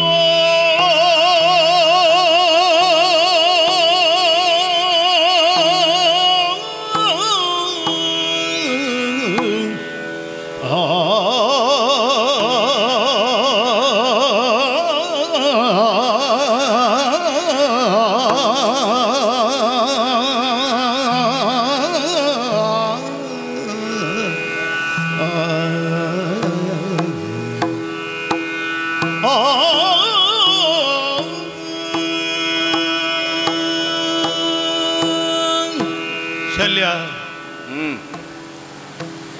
ಪ್ರಪಂಚದಲ್ಲಿ ಯಾವುದೇ ಶಬ್ದಕ್ಕಾಗಲಿ ಯಾವುದೇ ಅಸ್ತ್ರಕ್ಕಾಗಲಿ ಹೆದರದಂಥವನಲ್ಲ ನಾನು. ಎದೆಗೊಟ್ಟು ನಿಂತು ಉತ್ತರಿಸಬಲ್ಲಂಥ ಸಾಮರ್ಥ್ಯ ನನಗಿತ್ತು. ಆದರೆ ಒಂದು ಮಾತುಂಟಲ್ಲ, ನೀನು ಹೇಳಿದೆಯಲ್ಲ, ವಿಶ್ವಾಸಘಾತಕಿ ಅಂತ. ನಂಬಿದ್ದಕ್ಕೆ ಮೋಸ ಮಾಡಿದಿ ಕೌರವನಿಗೆ. ಪ್ರಪಂಚದಲ್ಲಿ ಸೂತ ಅಂತ ಕರೆಸಿಕೊಂಡೆ ನಾನು. ಇನ್ನೊಬ್ಬರ ಮನೆಯನ್ನು ಹಾಳು ಮಾಡಿದವ ಅಂತ ಕರೆಸಿಕೊಂಡೆ. ತುಂಬಿದಂಥ ಸಭೆಯಲ್ಲಿ ದ್ರೌಪದಿಗೆ ಸ್ವೈರಿಣಿ ಅಂತ ಹೇಳಿಬಿಟ್ಟೆ ನಾನು. ದಕ್ಕಿಸಿಕೊಂಡೆ. ಆದರೆ ಇಷ್ಟೆಲ್ಲ ಮಾಡಿರುವಂಥದ್ದು ಯಾವುದಕ್ಕೆ ಕೇಳಿದರೆ, ನನ್ನ ಒಡೆಯನಾಗಿರುವಂಥ ಸುಯೋಧನ, ಲೋಕಕ್ಕೆ ದುರ್ಯೋಧನ, ಯುದ್ಧದಲ್ಲಿಯೂ ಕೂಡ ಆತ ಸುಖವನ್ನು ಕೊಡಬಲ್ಲ ಹೋರಾಟದಲ್ಲಿ. ಆದರೆ ನನಗೆ ಹಾಗಲ್ಲ, ಯುದ್ಧ ಮಾಡುವಂಥ ಸಂದರ್ಭವೇ ಬರುವುದಿಲ್ಲ. ಸದಾಕಾಲವೂ ಸುಖವನ್ನೇ ಕೊಡುತ್ತಿರುವಂಥ ಓರ್ವ ಯೋಧ ಯಾರಾದರೂ ಇದ್ದರೆ ಅದು ನನ್ನ ಒಡೆಯನಾಗಿರುವಂಥ ಸುಯೋಧನ ಅಂತ ಭಾವಿಸಿದ್ದೇನೆ. ಈ ತನು ಎನ್ನುವುದು ಅವನಿಗೆ ಅರ್ಪಿತವಾದದ್ದು. ಆತನದೇ ಆಗಿರುವಂಥ ಈ ಶರೀರಕ್ಕೆ ನಾನು ಸದಾಕಾಲವೂ ಋಣಿಯಾಗಿರಬೇಕು ಎನ್ನುವಂಥ ಕಾರಣದಿಂದ ಎಂತೆಂಥ ಅವಕಾಶವನ್ನು ಕೈ ಚೆಲ್ಲಿದ್ದೇನೆ ಗೊತ್ತಾ ನಿನಗೆ. ಕಾಲದ ಗರ್ಭದಲ್ಲಿ ಅವತಿರುವಂಥ ಅನೇಕ ಗೂಢವಾಗಿರುವಂಥ ಸಂಗತಿಗಳನ್ನು ಹೇಳಲಿಕ್ಕೆ ಆಗದು ಶಲ್ಯ. ನನ್ನ ಒಡೆಯನಾಗಿರುವಂಥ ಸುಯೋಧನ ಅನಾಥನಾಗಿ ಎಲ್ಲಿಯೋ ತೇಲಿಕೊಂಡು ಬಂದಿರ್ತಿರುವಂಥ ನನ್ನನ್ನು ಅಧಿರಥ ಎಂದು ಕರೆಸಿಕೊಳ್ಳಲ್ಪಟ್ಟಂಥ ಸೂತನಿಗೆ ಕಂದನಾಗಿ ಸೇರಿರುವಂಥ ನನ್ನನ್ನು ಲೋಕದಲ್ಲಿ ರಾಧೇಯ ಅಂತ ಪಡುತ್ತಿರುವಂತಹ ಈ ನನ್ನನ್ನು ಅಂಗಾಧಿಪತಿ ಅಂತ ಗುರುತಿಸಿ ಕ್ಷತ್ರಿಯತ್ವಕ್ಕೆ ಒಂದು ಅಂಗೀಕಾರವನ್ನು ಕೊಟ್ಟನಲ್ಲ, ಇಂಥವನಿಗೆ ವಿಶ್ವಾಸಘಾತವನ್ನು ಮಾಡಲಾರೆ ಅಂತ ತಿಳಿದುಕೊಂಡಿದ್ದೆ. ಈಗಲೂ ಅದನ್ನೇ ತಿಳಿದುಕೊಳ್ತಾ ಇದ್ದೇನೆ ನಾನು. ಹಾಗಾಗಿ ಹೇಳ್ತಾ ಇದ್ದೇನೆ, ಯಾವ ಕಾರಣಕ್ಕೂ ಕೂಡ ಅದೊಂದು ಶಬ್ದ ನನಗೆ ಮಾಡಲಿಕ್ಕಾಗೋದಿಲ್ಲ. ತಾನಾಗಿ ಬಂದ ಬಾಣವನ್ನು ಪ್ರಯೋಗಿಸುವುದಿಲ್ಲ ಅಂತ ತಿರಸ್ಕರಿಸಿದೆ. ಆದರೆ ಒಂದು ಮಾತಿದ್ದು, ಯಾತಕ್ಕೆ ಅಂತ ಹೇಳ್ತೇನೆ ನಾನು. ಯಾಕೆ? ಕೆಲವೊಂದು ಸರಿ ಪರಿಸ್ಥಿತಿ ನಮ್ಮ ಕೈಯನ್ನು ಕಟ್ಟಿ ಕೂರಿಸಿಕೊಳ್ಳಬಿಡ್ತವೆ. ಓಹೋ, ಏನಾಗಿರ್ತದೆ ಗೊತ್ತಾ? ನಾವು ಏನೋ ತಿಳಿದುಕೊಂಡಿರ್ತೇವೆ, ವಿಸ್ತಾರವಾದಂಥ ಶರದಿಯನ್ನು ದಾಟಬಲ್ಲಂಥ ಸಾಮರ್ಥ್ಯ ನನ್ನದಿದೆ ಅಂತ ತಿಳಿದುಕೊಂಡು ಎತ್ತರದಲ್ಲಿರುವಂಥ ಮಹೇಂದ್ರ ಪರ್ವತವನ್ನು ಆಂಜನೇಯ ಹಾರಿರುವಂಥ ರೀತಿಯಲ್ಲಿ ಹಾರ್ತೇವೆ. ದುರದೃಷ್ಟ ಎಂದರೆ ಪಕ್ಕದಲ್ಲೇ ಇರುವಂಥ ಆಲದ ಮರದ ಬಿಳಿಲು ನಮ್ಮ ಕೈ ಕಾಲುಗಳನ್ನು ಸುತ್ತಿಕೊಂಡು ಬಿಡುತ್ತವೆ. ಪರಿಣಾಮ ಇವತ್ತಿಗೆ ಈ ಕರ್ಣನಿಗೆ ಆಗಿರುವಂಥ ಸ್ಥಿತಿ ಅದು. ಯುದ್ಧ ಸಂಧಾನಕ್ಕೆ ಬಂದಿರುವಂತಹ ಹರಿ ನನ್ನನ್ನು ಕರೆದುಕೊಂಡು ಹೋಗುವಂತಹ ಹೊತ್ತಿನಲ್ಲಿ ಆತನಲ್ಲಿಯೂ ನನ್ನಲ್ಲಿಯೂ ಅನೇಕ ರೀತಿಯಾದಂಥ ಮಾತುಗಳಾಯಿತು. ಹೇಳಿದ, ನೀನು ಬಾ, ನಿನಗೆ ರಾಜ್ಯವನ್ನೇ ಕೊಡಿಸ್ತೇನೆ ಅಂತ. ಮನಸ್ಸು ಮಾಡಿದರೆ ಉಭಯತರು ಕೂಡ ಆರಾಧಿಸಲ್ಪಡುವಂಥ ಸಿಂಹಾಸನವನ್ನೇ ತಿರಸ್ಕರಿಸಿರುವಂಥ ಕರ್ಣನ ಬದುಕಿನಲ್ಲಿ ವಿಶ್ವಾಸಘಾತಕಿ ಎನ್ನುವಂಥ ಪದ ಬಂತಲ್ಲ, ಯಾಕೆ? ಪ್ರತಿನಿತ್ಯವೂ ದಾನವನ್ನು ಕೊಡ್ತಾ ಇದ್ದೆ ನಾನು. ದಾನ ಕೇಳಿದ ತಕ್ಷಣದಲ್ಲಿಯೇ ಕೊಡಬೇಕಾದದ್ದು. ಆಚೆ ಈಚೆ ವಿಚಾರ ಮಾಡಬಾರದು. ಎಡದಲ್ಲಿ ಸಿಕ್ಕಿದರೆ ಎಡಗೈಯಲ್ಲಿ, ಬಲಗೈಯಲ್ಲಿ ಸಿಕ್ಕಿದರೆ ಬಲಗೈಯಲ್ಲಿ ಅಂತ. ಹಾಗೆ ಗಂಗಾ ನದಿಯ ತೀರದಲ್ಲಿ ಮಲಗಿಕೊಂಡು ಮುಳುಗಿ ಏಳುತ್ತಿರುವಂಥ ಹೊತ್ತಿನಲ್ಲಿ ಅರ್ಘ್ಯವನ್ನ ಕೊಟ್ಟೆ ಭಗವನ್ ಭಾಸ್ಕರನಿಗೆ. ಕೇಳಿಕೊಂಡೆ, ಯಾರಿಗಾದ್ರೂ ಏನಾದರೂ ಬೇಕೋ ಅಂತ. ಬೇಕಾದವರೆಲ್ಲ ಪಡೆದುಕೊಂಡು ಹೋದರೆ ತಲೆಯ ಮೇಲೆ ಸೆರಗನ್ನ ಹೊದ್ದು ನಿಂತಂತ ಓರ್ವ ಅಬಲೆಯನ್ನ ಕಂಡೆ. ನನ್ನ ಬಾಯಿಂದ ಬಂತು. ಸ್ತ್ರೀಯನ್ನ ಕಂಡಾಗ ಏನೇ ಅಂತ ಕೇಳುವುದಲ್ಲ, ಇಲ್ಲ ಏನಮ್ಮ ಅಂತ ಕೇಳಬೇಕಲ್ಲ. ಅಮ್ಮ ಏನು ತಾಯೇ ಅಂತ ಕೇಳಿಬಿಟ್ಟೆ ನಾನು. ಸರಿಯಪ್ಪ. ಹಾಗೆ ಕೇಳಿದಾಗ ಹೋಗಿ ಮಾತನಾಡಲಿಲ್ಲ. ಹೋಗಿ ಆಕೆಯ ಕಾಲನ್ನು ಹಿಡಿದುಕೊಂಡ್ರೆ ತಬ್ಬಿಕೊಂಡು ಬಿಟ್ಟು, ತಬ್ಬಿಕೊಂಡಂತ ನನ್ನ ನೆತ್ತಿಯ ಮೇಲೆ ಆಕೆಯ ಬಿಸಿಯದಾಗಿರುವಂಥ ಕಣ್ಣೀರ ಹನಿಗಳು ನನ್ನ ನೆತ್ತಿಯನ್ನು ತೋಯಿಸಿಬಿಟ್ಟು ಮತ್ತೊಮ್ಮೆ ಸ್ನಾನ ಮಾಡಿದೆ ನಾನು. ಹೀಗೆ ನೋಡಿದರೆ ಪಾರ್ಥನ ಅಮ್ಮ ಅವಳು. ಪಾರ್ಥನ ಮಾತೆ ಅಲ್ಲಿಗೆ ಬಂದಿದ್ದೆ. ನೆನಪಿಟ್ಟು ಜನ್ಮವನ್ನು ಕೊಟ್ಟಂತ ಪಾರ್ಥನ ಮಾತೆ ಬಂದು ಮಗು ಕರ್ಣ ಅಂತ ಕೇಳಿದರೆ ಹೆತ್ತಮ್ಮನ ಆ ಸುಖವೇ ನನ್ನಲ್ಲಿ ಖಂಡಿತ ಗೊತ್ತಾಗಲಿಲ್ಲ ನನಗೆ. ಎದೆಗೆ ಆನಿಸಿಕೊಂಡಾಗ ತಾಯಿಯ ಸ್ತನ್ಯಪಾನವನ್ನು ಮಾಡಿದ್ದು ಅಂತ ನೆನಪಿಲ್ಲ. ಆದರೆ ಸ್ತನ್ಯಪಾನವನ್ನು ಮಾಡಿದಾಗ ಯಾವ ಸುಖ ಸಿಗ್ತದೋ ಆ ಸುಖದಲ್ಲಿ ಓಲಾಡಿಬಿಟ್ಟೆ ಶಲ್ಯ. ಒಂದು ಕ್ಷಣಕ್ಕೆ ಇಷ್ಟೆತ್ತರದ ದೇಹ ಅವಳ ಮಡಿಲಲ್ಲಿ ಮಗುವಾಗಿ ಬಿಟ್ಟಿತ್ತು ನನ್ನ. ಆಗ ಅಮ್ಮ ನಿನ್ನ ಮಗ ಅಂತ ತಿಳಿದುಕೋ, ಏನು ಅಂತೇಳಿ ಹೇಳು ಅಂತ ಕೇಳಿಕೊಂಡೆ. ಕೇಳಿದರೆ ಅವಳು ಹೇಳಿದ್ಲು, ಮಗು ನನ್ನ ಮಕ್ಕಳು 5 ಜನರ ಆಯುಷ್ಯ ಎನ್ನುವುದು ನಿನ್ನ ಕೈಯಲ್ಲಿದೆಯಪ್ಪ. ನನ್ನ 5 ಜನ ಮಕ್ಕಳನ್ನು ಬದುಕಿಸಿಕೊಡೋ ಯುದ್ಧದಲ್ಲಿ ಅಂತ ಕೇಳಿದಳು. ಶಲ್ಯ, ಅಮ್ಮನನ್ನೇ ನೋಡದಂತವ ನಾನು. ರಾಧೆಯ ಮಾತೃತ್ವಕ್ಕೆ ಅಪಮಾನ ಮಾಡ್ತೇನೆ ಅಂತ ಭಾವಿಸಬೇಡ ನೀನು. ಇವತ್ತಿಗೂ ಕೂಡ ರಾಧೆ ಅಂತ ಹೇಳಿದರೆ ಆಗಬಹುದಾದಂಥ ತೃಪ್ತಿಯ ಮುಂದೆ ಲೋಕದಲ್ಲಿ ಮತ್ತೆ ಯಾವುದೂ ಇಲ್ಲ. ಆದರೂ ಕೂಡ ಒಂದು ತಾಯಿ ಎಲ್ಲಿಯೋ ಬಿದ್ದು ಬದುಕಿಸಿದಂಥ ರಾಧೆಗೆ ಈ ಮಗುವನ್ನು ಕಂಡಾಗ ಮಾತೃತ್ವದ ನೆನಪಾದರೆ ಮತ್ತೆ 5 ಜನ ಮಕ್ಕಳಿದ್ದರೂ ಕೂಡ ನನ್ನನ್ನು ಮಗು ಅಂತ ಕರೆದಳಲ್ಲ, ವಸುಶೇಣ ಅಂತ ಕರೆದಳಲ್ಲ, ಸಂಪತ್ತನ್ನು ತಂದವ ಅಂತೇಳಿ ಹೇಳಿದಳಲ್ಲ. ಆ ಮನಸ್ಸಿಗೆ ಸೋತಿರುವಂತ ನನಗೆ ಇದು ತನಕ ಮತ್ಯಾರೂ ಇರಲಿಲ್ಲ. ಆ ಕುಂತಿ ಮಾತ್ರ ಬಂದು ಆ ಮಾತನ್ನು ಹೇಳಿದಾಗ ನಾನು ರಾಧೆಯ ಮಡಿಲಲ್ಲಿಯೇ ಇದ್ದೇನು ಅಂತ ಭಾವಿಸಿಬಿಟ್ಟೆ. ಹೇಳಿದೆ, ಅಮ್ಮ ನಾಳಿನ ಯುದ್ಧದಲ್ಲಿ ಏನೇ ಆಗಲಿ ತವ ಜಾತರನು 5 ನಾನು ಕೊಲ್ಲಲಾರೆ ಅಂತ. ಆ ದಿವಸವೇ ಸೋತು ಬಿಟ್ಟಿದ್ದೇನೋ ಶಲ್ಯ, ಈ ಕರ್ಣ ಆ ದಿವಸವೇ ಸೋತು ಬಿಟ್ಟಿದ್ದೇನೆ. ಸೋತವನು ನಾನೀಗ, ಇವತ್ತಲ್ಲ ಆ ದಿವಸವೇ ಅಲ್ಲ. ಯಾವ ದಿವಸ ತುಂಬಿದಂಥ ಸಭೆಯಲ್ಲಿ ಅವಳ ಸೀರೆಯನ್ನ ಸೆಳೆ ಅಂತ ನನ್ನ ಬಾಯಿ ಹೇಳ್ತಲ್ಲ, ಆ ದಿವಸವೇ ಈ ವಾಕ್ಯ ಎನ್ನುವುದು ಬಿದ್ದು ಹೋಯಿತು. ನನ್ನಲ್ಲಿರುವುದು ಕೇವಲ ಬಾಯಿಯ ಬಡಿವಾರವೇ ಹೊರತಾಗಿ ಮತ್ತೇನೂ ಅಲ್ಲ. ಯಾವ ಕ್ಷಣದಲ್ಲಿ ದುರ್ಯೋಧನನಿಗೆ ಬಂದು ಸೇರುವಂತೆ ಹೇಳಿದನಲ್ಲ, ಆ ಕ್ಷಣವೇ ಈ ತನು ಎನ್ನುವುದರಲ್ಲಿರುವಂಥ ನೈರ್ಮಲ್ಯ ಮಲಿನವಾಗಿ ಹೋಯಿತು. ಶಲ್ಯ ಮಲಿನವಾಯಿತು. ಆದರೆ ಒಂದು ಮಾತಿತ್ತು, ಏನು? ಸಾಯುವುದಾದರೆ ಒಡೆಯನಾಗಿರುವಂಥ ಸುಯೋಧನನಿಗಾಗಿಯೇ ಸಾಯಬೇಕು, ಅವನ ಸಲುವಾಗಿ ಸಾಯಬೇಕು ಅಂತೇಳಾದರೆ ಸಾವನ್ನು ನಾವಾಗಿ ಬರಮಾಡಿಕೊಳ್ಳಬಾರದು. ಬದುಕಿನಲ್ಲಿ ಸುಖವನ್ನು ಕಾಣಲಿಲ್ಲ ಶಲ್ಯ ನಾನು.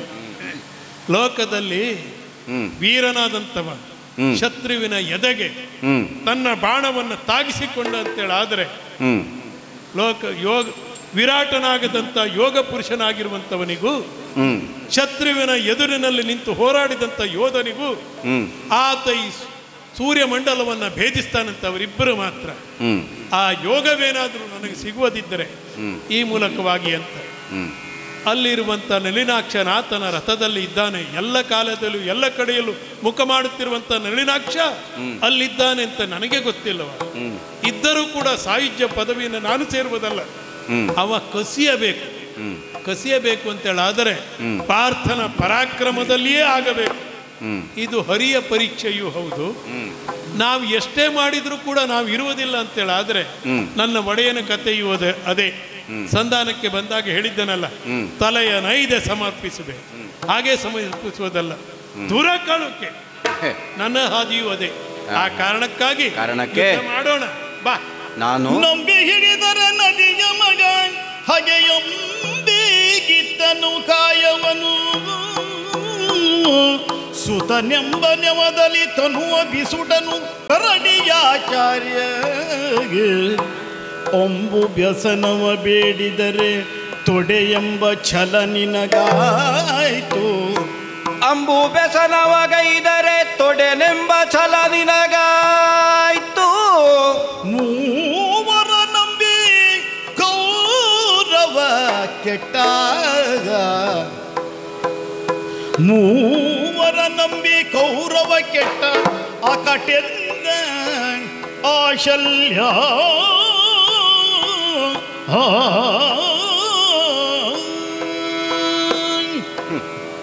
ಹೋರಾಟವನ್ನು ಮಾಡ್ತೇನೆ ಕೌರವನ ಕೂಡೆ. ಹೌದು, ಕೌರವನ ಗೆಲುವಿಗಾಗಿ ಹೋರಾಟವನ್ನು ಮಾಡ್ತೇನೆ. ಕರ್ಣ, ನಿನ್ನ ಮುಂಭಾಗದಲ್ಲಿ ಅರ್ಜುನನ ಅಥವಾ ಪಾಂಡವರ ತಾಯಿ ಕಾಣಿಸಿಕೊಂಡು ಮಾತನ್ನು ಕೇಳಿದಾಗ ಕೌರವನನ್ನು ಗೆಲ್ಲಿಸ್ತೇನೆ ಅಂತ ಮೊದಲೇ ಅವನಿಗೆ ಕೊಟ್ಟ ಮಾತು ನಿನಗೆ ಮರೆತು ಹೋಗಿದೆ ಅಲ್ವಾ? ಭಾವ ಹಾಗೆ ಮಾಡಿಸ್ತದೆ. ಅದೇ ಭಾವ, ನಿಮಗೆಲ್ಲ ಭಾವ. ನಾವು ಮಾತ್ರ ಪ್ರಾಮಾಣಿಕವಾಗಿ ದುಡಿಬೇಕು. ಇಲ್ಲಿ ಬಂದು ಯಾರ್ಯಾರ ಅಂತರಂಗದಲ್ಲಿ ಯಾವ ಯಾವ ಪ್ರತಿಜ್ಞೆಗಳು ಹುದುಗಿವೆ, ಏನನ್ನು ಯಾವ ಕ್ಷಣದಲ್ಲಿ ಮಾಡ್ತಾರೆ ಅನ್ನೋದು ನಮಗೆ ಗೊತ್ತೇ ಇಲ್ಲದಿದ್ರು ಪಾಂಡವರ ಪಕ್ಷಕ್ಕೆ ಅಂತ ಬಂದ ನಾನು ಒಂದು ಮಾತು ಕೊಟ್ಟದ್ದಕ್ಕೆ ಬೇಕಾಗಿ ನಿಮ್ಮ ಪಕ್ಷದಲ್ಲಿ ಬಂದು ಪ್ರಾಮಾಣಿಕವಾಗಿ ದುಡಿಯಬೇಕು. ಈಗ ನಾನು ಆಲೋಚನೆ ಮಾಡ್ತಾ ಇದ್ದೇನೆ ಕರ್ಣ. ಏನು? ಭೀಷ್ಮಾಚಾರ್ಯ ನದಿಯ ಮಗ, ಮೊದಲೇ ಹಸ್ತಿನಾವತಿಯಲ್ಲಿ ಒಂದು ನೆಲೆಯಿಂದ ಸೇನಾಧಿಪತಿ ಆಗಿದ್ದವರು. ಪ್ರಾಮಾಣಿಕವಾಗಿ ಅವರನ್ನು ನಂಬಿ ಸುಯೋಧನ ಬಳಿಗೆ ಹೋಗಿ ನಮ್ಮ ಸೇನಾಧಿಪತಿ ಆಗಬೇಕು ಅಜ್ಜ. ಇಲ್ಲ, ಹೋರಾಟ ಮಾಡ್ತೇನೆ, 10,000 ಮಂದಿ ಮುಕುಟವರ್ಧನರ ತಲೆ ತರೀತೇನೆ, ಚಕ್ರವನ್ನು ಹಿಡಿಯುವುದವನ ಕೈಯಲ್ಲಿ ಹಿಡಿಸ್ತೇನೆ, ಬೇರೆ ಏನು ಬೇಕಾದ್ರೂ ಹೇಳಿ. ಮುಖ್ಯವಾಗಿ ಕೌರವನಿಗೆ ಯಾರನ್ನು ಕೊಲ್ಲಬೇಕಿತ್ತು ಅಂತಹ ಪಾಂಡವರನ್ನು ಕೊಲ್ಲುವುದಿಲ್ಲ. 10 ದಿನಗಳ ಕಾಲ ಹೋರಾಟವನ್ನು ಮಾಡಿ ಶಿಖಂಡಿಯ ತನ್ನ ಮುಂಭಾಗಕ್ಕೆ ಬರ್ಲಿ ಅನ್ನುವಂತಹ ಸಂಕೇತವನ್ನು ಅವರೇ ಕೊಟ್ಟರು. ಈಗ ಶರಶೈಯಲ್ಲಿ ಮಲಗಿದ್ದಾರೆ. ಮತ್ತೆ 5 ದಿನಗಳ ಕಾಲ ಹೋರಾಟವನ್ನು ಮಾಡಿದಂತಹ ದ್ರೋಣಾಚಾರ್ಯರು, ಗರುಡಿಯಾಚಾರ್ಯ, ಹೌದಾ, ಅವರ ಮಗ ಜನಿಸುವ ಕಾಲದಲ್ಲೇ ಅಶರೀರವಾಣಿಯಾಗಿತ್ತಂತೆ, ಚಿರಂಜೀವಿ ಅಂತ. ಅಂತಹ ಅಶ್ವತ್ಥಾಮ ಸತ್ತಿದ್ದಾನೆ ಅಂತ ಯುದ್ಧ ರಂಗದಲ್ಲಿ ಹೇಳುವುದನ್ನು ಕೇಳಿ ಹೌದಾ ಅಂತ ನೋಡುವುದಕ್ಕೆ ಹೋಗಿ ತಮ್ಮ ಕಾಯವನ್ನು ನೀಗಿದ್ರು. ಈಗ ನೀನು ನಿನ್ನ ಕುರಿತಾಗಿ ಅಪಾರವಾದಂತಹ ನಿರೀಕ್ಷೆಯು ಭರವಸೆಯೂ ಇದ್ದದ್ದು ಕೌರವನಿಗೆ.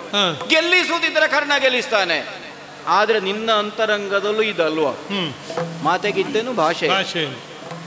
ಬಳಿಗೆ ತಾನಾಗಿ ಒಂದು ಮಂತ್ರಾಸ್ತ್ರ ಬಂದು ತನ್ನನ್ನು ಬೆಸಸು, ತನ್ನನ್ನು ಹೂಡು ಅಂತ ಕೇಳಿಕೊಂಡ್ರೆ ಅದನ್ನು ನಿರಾಕರಿಸುವ ಮೂಲಕ ನೀನು ಮಾಡಿದ್ದು ವ್ಯಕ್ತಿಗತವಾಗಿ ಕರ್ಣನ ಜಯದ ನಿರಾಕರಣೆ ಅಲ್ಲ, ಹಸ್ತಿನಾವತಿಯ ಪೀಠದಲ್ಲಿ ಕೌರವ ಕುಳಿತುಕೊಳ್ಳುವಂತಹ ಸನ್ನಿವೇಶದ ನಿರಾಕರಣೆ. ಪ್ರಾಮಾಣಿಕವಾಗಿ ನಿನ್ನನ್ನು ಆಪ್ತ ಮಿತ್ರ, ತನ್ನ ಜೀವಸಖ ಅಂತ ನಂಬಿಕೊಂಡಂತಹ ಕೌರವನ ಮಾತಿನ ನಿರಾಕರಣೆ. ಇದು ನಮಗೂ ನಾಲಿಗೆ ಒಂದೇ. ನಾನು ಹೊರಡುವ ಕಾಲದಲ್ಲೇ ಕೌರವನಲ್ಲಿ ಹೇಳಿದ್ದೇನೆ, ನಾನು ಹೇಳಿದ ಮಾತನ್ನು ಕರ್ಣ ಕೇಳುವುದಿದ್ದಲ್ಲಿ ಮಾತ್ರ. ಧರ್ಮರಾಜನನ್ನು ನಿನ್ನ ಮಾತಿಗೆ ಕೇಳೇ ಉಳಿಸ್ತಿಲ್ವ? ಹೌದು, ಒಂದೇ ಪ್ರಕರಣ. ನಾನು ಹೇಳಿದ ಒಂದು ಮಾತು ಅಂತಲ್ಲ. ಅಲ್ಲಿ ಹೇಗೆ ಕೃಷ್ಣ ಹೇಳಿದಂತೆ ಅರ್ಜುನ ಕೇಳ್ತಾನೋ, ನಾನು ಒಂದು ಮಾತಿನಲ್ಲಿ ನೀನು ಹೇಳಿದ್ದು ಕೇಳಿದ್ದೇನೆ, ಇನ್ನು ಮುಂದೆ ಕೇಳುವುದಿಲ್ಲ ಅಂತ ಅರ್ಜುನ ಹೇಳ್ತಾನೋ? ಅಲ್ಲ, ಕೇಳುವುದಲ್ಲ, ಇದೊಂದು ವಿಚಾರದಲ್ಲಿ ಬಿಟ್ಟು ಬಿಡು ಅಂತ ಯಾಚನೆ ಆಗುವುದಿಲ್ಲ. ಯಾಕೆ ಗೊತ್ತೋ, ನೀನೀಗ ಹೇಳಿದ ಮಾತೆ ಅದಕ್ಕೆ ಪೂರಕವಾಗಿ ಒದಗುತ್ತದೆ. ನೀನು ಹೇಳಿದ್ದೆ ಹೇಗೆ, ನಾನು ಇಲ್ಲಿ ಗೆಲ್ಲುವುದಕ್ಕಿಲ್ಲ, ಪಾರ್ಥನ ಶರಕ್ಕೆ ತನುವ ಘಾತಿಸಿ ತನುವನ್ನು ಒಪ್ಪಿಸುತ್ತೇನೆ. ಗೊತ್ತಾಯ್ತು. ಕರ್ಣ ಪಾರ್ಥನ ಶರಕ್ಕೆ ತನುವನ್ನು ಒಪ್ಪಿಸುವ ಕಾಲದಲ್ಲಿ ಶಲ್ಯ ಇಲ್ಲಿ ಸಾರಥಿಯಾಗಿ ಕೂತ್ಕೊಂಡಿರ್ಬೇಕು ವಾಗ ಹಿಡ್ಕೊಂಡು ಅಲ್ವಾ? ಅಲ್ಲ, ಅವ ಗೆಲ್ಲಲಿ ನೋಡುವ. ಈಗ ನೀನು ಹೇಗೂ ಸಾಯ್ದಿದ್ದರೆ ನಾನು ಯಾಕಯ್ಯ ಇಲ್ಲಿ? ಹಾಗಲ್ಲ, ನಾನು ಎದ್ದು ಹೋಗಿ ನನಗೆ ಬಿಲ್ಲು ಬಾಣ ಹಿಡಿದು ನನಗೆ ಸ್ವಲ್ಪ ಕುಳಿತುಕೋ. ಜಯಸಿರಿಯನ್ನ ತರುವ ಪ್ರಯತ್ನವನ್ನು ಮಾಡ್ತೇನೆ. ನಮ್ಮದೊಂದು ನಿರ್ಣಯ, ಸಮರಾಂಗಣಕ್ಕೆ ಬರುವಾಗ ಗೆದ್ದೇ ಗೆಲ್ತೇವೆ ಅಂತ ನಿರ್ಣಯ ಮಾಡಿ ಬರುವುದು ಬಿಟ್ರೆ, ನನ್ನ ತಲೆಯನ್ನು ಅರ್ಜುನನಿಗೆ ಕೊಡ್ತೇನೆ, ನನ್ನ ಮೈಯನ್ನು ಭೀಮನಿಗೆ ಕೊಡ್ತೇನೆ ಅಂತ ಪ್ರತಿಜ್ಞೆ ಮಾಡಿ ಬರುವುದಕ್ಕಿಲ್ಲ. ಇದು ಕೌರವನಲ್ಲಿ ಆಡಿದ ಮಾತಿನಂತೆ. ನನ್ನ ಮಾತನ್ನು ನಿರಾಕರಿಸಿದ್ದಕ್ಕೆ ಬೇಕಾಗಿ ಕೈಯಲ್ಲಿರುವಂತಹ ಚಮ್ಮಟಿಕೆಯನ್ನು ಎಸೆದು ರಥದಿಂದ ಕೆಳಗಿಳಿದು ಹೊರ ಸಾಕ್ತೇನೆ ನಾನು. ಏನೆಲ್ಲ ಆಗಿ ಹೋಯ್ತಲ್ಲ ಪರಿಸ್ಥಿತಿ. ಹೊರಗೆ 58 ಮೇಲಿನ ಮರುತ 88 ಶವವನ್ನು ಎಚ್ಚರಾಗ.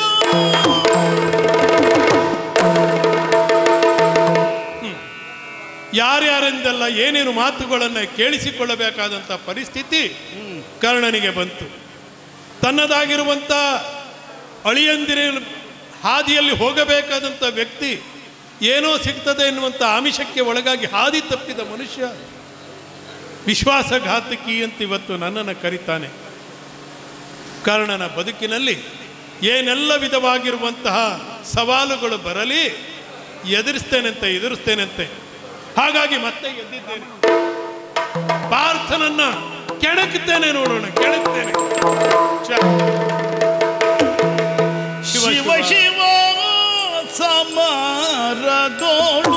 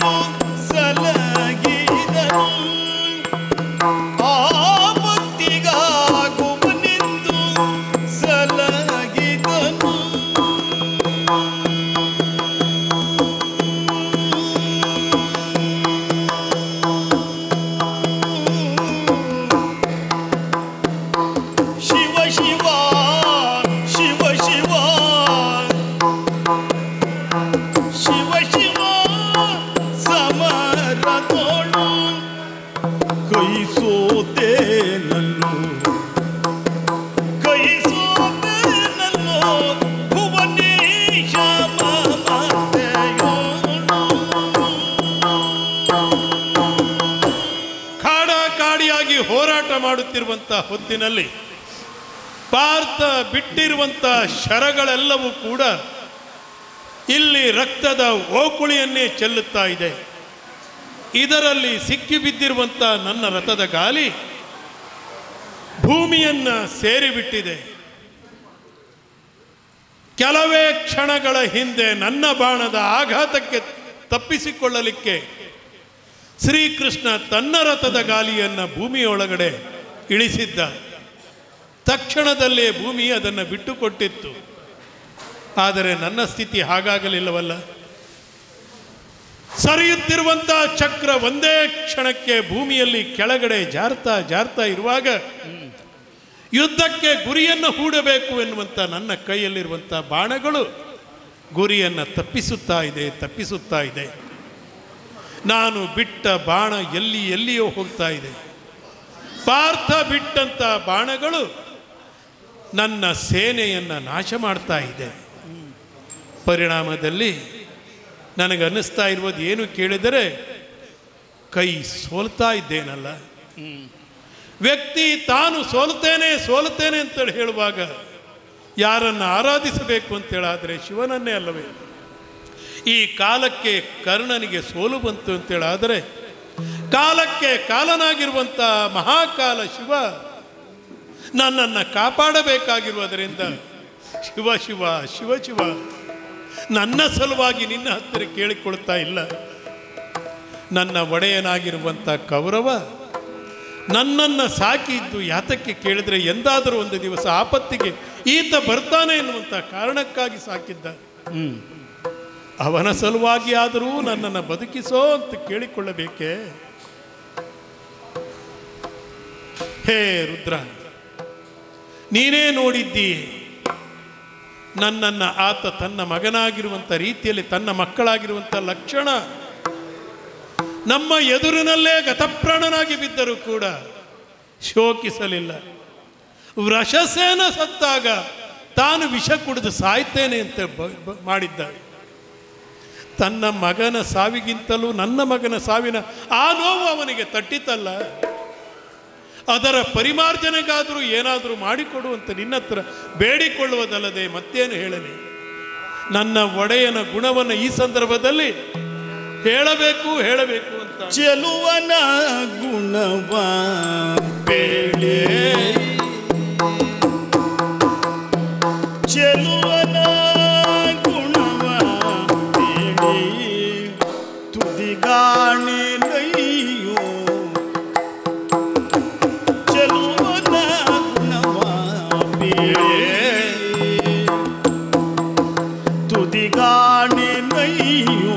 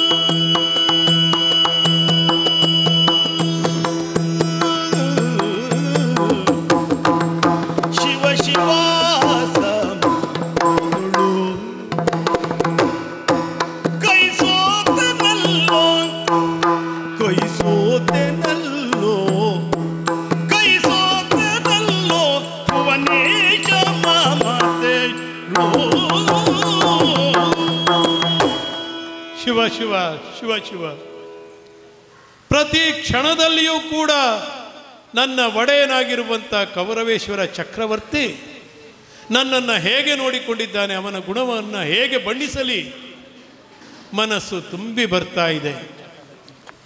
ದೇವರೇ, ಸಂದಿಗ್ಧತೆ ಎನ್ನುವುದು ಕರ್ಣನಿಗೆ ಕಾಡಿರುವಂಥದ್ದು ಬೇರೆ ಯಾರಿಗೂ ಕಾಡಲಿಲ್ಲ. ಬದುಕಿನಲ್ಲಿ ಏನೂ ಅರಿಯದೆ ಹುಟ್ಟಿದ್ದೇನೆ. ಯಾವ ತಾಯಿ ಯಾವ ಕಾರಣಕ್ಕೆ ಮಾಡಿದಂಥ ಹುಡುಗಾಟಕ್ಕೆ ಕರ್ಣನ ಬದುಕು 1000 ಜನರಿಗೆ ಹುಡುಗಾಟವಾಗಿ ಹೋಗಿಬಿಟ್ಟಿತ್ತಲ್ಲ. ಲೋಕದಲ್ಲಿ ಕ್ಷತ್ರಿಯತ್ವಕ್ಕೆ ಹೀನರು ಅಂತ ಕರೆಸಿಕೊಳ್ಳಲ್ಪಡುವಂಥ ಮಾದ್ರಾಧೀಶನು ಕೂಡ ಕರ್ಣನ ಕುರಿತಾದಂಥ ಹುಡುಗಾಟದ ಮಾತುಗಳನ್ನು ಆಡಿದರೆ ಅದನ್ನು ಪ್ರತಿಭಟಿಸುವಂಥ ಯಾವ ಶಕ್ತಿಯನ್ನು ಇವತ್ತು ಕರ್ಣ ಹೊಂದಲೇ ಇಲ್ಲ. ಹುಡುಗತನದಲ್ಲಿ ಹುಡುಗಾಟವಾಡಿದ ಕುಂತಿಯ ಆ ಎಲ್ಲ ಆಟಕ್ಕೆ ನಾನು ಬಲಿಪಶುವಾಗಿ ಬಿಟ್ಟೆ. ಲೋಕದಲ್ಲಿ ಜನಿಸಿದಂಥ ಸಂದರ್ಭದಲ್ಲಿ ಹೊರಬೇಕಾದಂಥ ನೆಲ ಅದು. ಆ ನೆಲವೇ ನನ್ನನ್ನು ತ್ಯಜಿಸಿ ಬಿಟ್ಟಿತ್ತಲ್ಲ, ನೆಲದಲ್ಲಿ ಬಿಡಲಿಲ್ಲ. ನೆಲದಲ್ಲಿ ಬಿಟ್ಟಿದ್ರೆ ಎಲ್ಲಿಯೋ ಎಲ್ಲಿಯಾದರೂ ಯಾವುದೋ ಹಿಮಾಲಯದಲ್ಲಿ ಯಾವುದೋ ಮಹಾತ್ಮರ ಸಂಘದಲ್ಲಿ ಸೇರಿಕೊಂಡು ಅಪ್ಪ ಯಾರು ಅಂತ ಗೊತ್ತಿಲ್ಲದಂಥ ಜಾಬಾಲಿಯಂತೆ ನಾನು ಕೂಡ ಮಹರ್ಷಿಯಾಗಿ ಬಿಡ್ತಿದ್ನೋ ಏನೋ. ಇಲ್ಲ ಯಾವುದೋ ಬೇಡ ತಂದು ಸಾಕಿಕೊಂಡು ಹೋಗಿದ್ದರೆ ಮತ್ತೊಬ್ಬ ಭಕ್ತಾಗ್ರಸೇರನಾಗಿರುವಂಥ ಚಂದ್ರಹಾಸನಾಗಿ ಬಿಡ್ತಿದ್ನೋ ಏನೋ. ಅದು ಯಾವುದೂ ಆಗದಂಥ ರೀತಿಯಲ್ಲಿ ನೆಲದಲ್ಲಿ ಬಿಡದೆ ನೀರಿನಲ್ಲಿ ಬಿಟ್ಟನು. ಜೀವಂತ ಇರುವಂತಹ ವಸ್ತುಗಳನ್ನೆಲ್ಲ ಮುಳುಗಿಸಿಕೊಳ್ಳುವಂತಹ ನೀರು ಬದುಕಿದ್ದಂಥ ನನ್ನನ್ನು ಬಿಟ್ಟಿತಲ್ಲ, ತಿರಸ್ಕರಿಸಿತು. ತೇಲಿಸಿತು ಅಂದರೆ ತಿರಸ್ಕರಿಸಿತು ಅಂತೇಳಿ ಅರ್ಥ ಅಲ್ಲವೇ? ಇವ ಪಾಪಿಷ್ಠನಾಗಿರುವಂಥ ಇವ ತನ್ನಗೂ ಕೂಡ ಸ್ವೀಕರಿಸಲಿಕ್ಕೆ ಅಯೋಗ್ಯನಾಗಿದ್ದಾನೆ ಅಂತೆ ನನ್ನನ್ನು ಬಿಟ್ಟಿತು ಅಂತ ನಾನು ಹಾಗೆ ಆಲೋಚನೆ ಮಾಡಬೇಕಲ್ಲ. ಸಾಯಬೇಕಾದಂಥ ಗಳಿಗೆಯಲ್ಲೆಲ್ಲ ಬದುಕಿದೆ. ಬದುಕಿ ನನ್ನ ಒಡೆಯನಿಗೆ ಜೀವವನ್ನು ಕೊಡಬೇಕು ಎನ್ನುವಂಥ ಹೊತ್ತಿನಲ್ಲಿ ಸತ್ತೇ ಅಲ್ಲ, ಆ ಕಾಲಕ್ಕೆ ಸತ್ತವನ ಜೀವ ಛವ ಅದು. ಇಲ್ಲದೆ ಇದ್ದರೆ ತೇಲಬೇಕಾದದ್ದು ಶವ, ತೇಲಿ ಬಂತು ಅದು ಪಿಶಾಚತ್ವ. ಕರ್ಣ ಇವತ್ತು ಹೊಕ್ಕಿದ ಮನೆ ಪಿಶಾಚದ ಮನೆ ಆಯಿತು ಎನ್ನುವುದಕ್ಕೆ ಬೇರೆ ಸಾಕ್ಷಿಯೇ ಬೇಕೇ? ಆತ್ಮಸ್ಥೈರ್ಯವನ್ನು ಕೊಟ್ಟರು. ಭೀಷ್ಮಾಚಾರ್ಯರ ಮೇಲೆ ಸಿಟ್ಟುಕೊಂಡಿದ್ದೆ. ಶರಮಂಚದಲ್ಲಿದ್ದಾಗ ರಾತ್ರಿ ಹೊತ್ತಿನಲ್ಲಿ ಹೋದೆ, ನಮಸ್ಕರಿಸಿಕೊಂಡೆ, ತಪ್ಪು ಮಾಡಿದ್ದೇನೆ ನಾನು ಅಂತ. 10 ದಿವಸ ಬರಲಿಲ್ಲ ಅಂತ ಭೀಷ್ಮಾಚಾರ್ಯರು ಒಂದು ಧೈರ್ಯವನ್ನು ಕೊಟ್ಟರಲ್ಲ ಭಾಗವತೋತ್ತಮ. ಇಲ್ಲ, ನೀನು ರಣರಂಗಕ್ಕೆ ಬರಬಾರದು ಅಂತ ಎನ್ನುವಂಥ ಕಾರಣಕ್ಕಾಗಿಯೇ ನಾನೇ ವಿಧಿಸಿದ್ದು ನಿನಗೆ, ಹೋಗಿ ಪಾಂಡವರನ್ನು ಸೇರಿಕೋ ಹೇಳಿದೆ. ಕೃಷ್ಣ ಹೇಳಿದಾಗಲೇ ಸೇರಲಿಲ್ಲ. ಕುಂತಿ ಪುತ್ರ ನೀವು ಹೇಳಿದರೂ ಕೂಡ ನಾನು ಈಗ ಹೋಗಲಿಕ್ಕಾಗುವುದಿಲ್ಲ. ನನ್ನ ತನು ಇರುವುದು ಇದು ತನಕ. ನನ್ನ ಒಡೆಯನಾಗಿರುವಂಥ ಕೌರವನಲ್ಲಿ, ಅವನ ಗುಣಗಳಲ್ಲಿ, ಅವನ ಅಂತಃಪುರಕ್ಕೆ ಯಾವತ್ತಿಗೂ ಕೂಡ ಪ್ರವೇಶ ಮಾಡಿರುವಂಥ ನನಗೆ ಭಾನುಮತಿಯ ಕೊರಳ ಮಣಿಹಾರವನ್ನು ಕೈ ಹಿಡಿಯುವಂತಹ, ಅದನ್ನು ನೋಡಿದಂತಹ ಸುಯೋಧನ ಏನೂ ಮಾಡದೆ ನನ್ನನ್ನು ನೋಡಿ ನಕ್ಕರಿರುವಂತಹ ಕಾಲಕ್ಕೆ ಮುತ್ತನಾಯ್ದು ಕೊಡಲೆ ಅಂತ ಕೇಳಿರುವಂಥ ಅವನ ಗುಣಗಳೇ ನನಗೆ ಬೇಕಾದದ್ದೇ ಹೊರತಾಗಿ ನಾನು ಬರುವುದಿಲ್ಲ. ಆಚಾರ್ಯ ಭೀಷ್ಮರು ಒಂದು ಮಾತನ್ನು ಹೇಳಿದ್ರಲ್ಲ, ಧರ್ಮದಂತೆ ನಡೆ, ಧರ್ಮವನ್ನು ತಪ್ಪಬೇಡ. ಧರ್ಮ ಸರಿ ಇದ್ದರೆ ಕೌರವನಿಗೆ ಗೆಲುವಾಗ್ತದೆ. ಕೌರವನು ಮುಖ್ಯವಲ್ಲ, ಪಾಂಡವರು ಮುಖ್ಯವಲ್ಲ, ಧರ್ಮವೇ ಮುಖ್ಯ ಅಂತ ತೋರಿಸಿರುವಂಥ ಧರ್ಮಕ್ಷೇತ್ರದಲ್ಲಿ ನಿಂತಿದ್ದೀಯೇ, ಧರ್ಮದಂತೆ ನಡೆ ಅಂತ ಕೇಳಿದಿರಲ್ಲ. ಎಲ್ಲವನ್ನ ಕಳೆದುಕೊಂಡೆ. ಯಾವುದೂ ನನ್ನದಲ್ಲ, ಯಾವುದೂ ನನ್ನದು ಎನ್ನುವುದಿಲ್ಲ. ಪ್ರಪಂಚವೂ ನನ್ನದಲ್ಲ.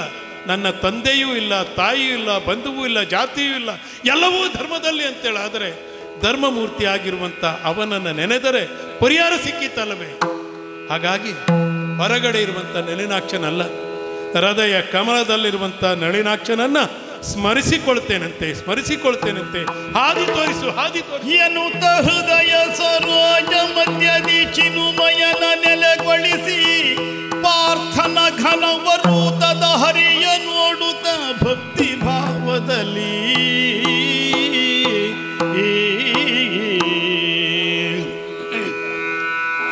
ಕೇಳುತ್ತನ್ನೇ ತ್ಯಾಗಿ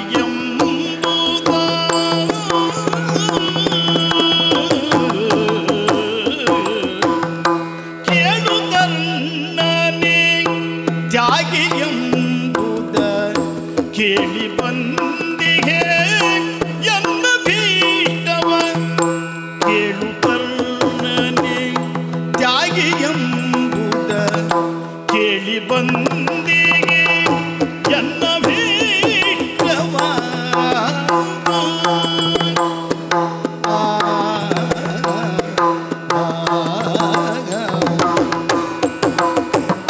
ಪಾಲಿಸೇನಲ ಕರ್ಣ ಸಲೀಲೆಯಿಂದ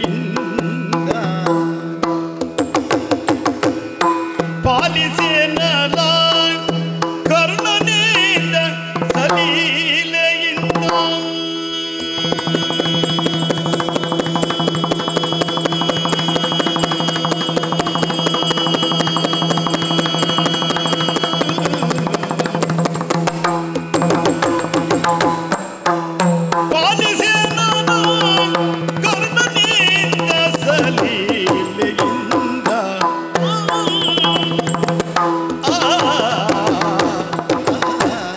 ಕರ್ಣ ವಸುಸೇನ ನಿನಗೆ ಜಯವಾಗಲಿ.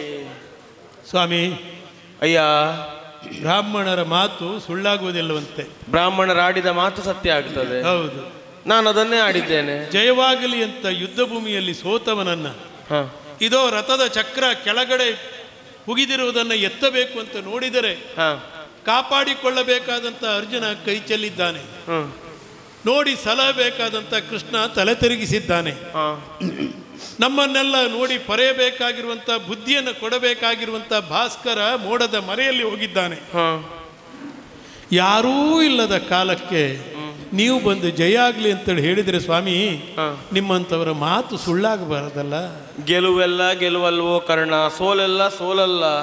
ಗೂಢದ ಮಾತನಾಡ್ತಾ ಇದ್ದೀರಿ. ಹೌದು, ಯಾಕಂದ್ರೆ ಬದುಕಿನ ಅನುಭವ ಹೇಳ್ತಾ ಇರುವುದು ನಾನು. ಈ ಯುದ್ಧ ಭೂಮಿಗೆ ಯಾಕೆ ಬಂದಿರಿ ಸ್ವಾಮಿ? ಕೇಳಿದನಯ್ಯ, ಕೇಳಿದ್ದೆ, ನಿನ್ನ ಬಗ್ಗೆ ಬಹಳಷ್ಟು ಕೇಳಿದ್ದೆ. ಏನು?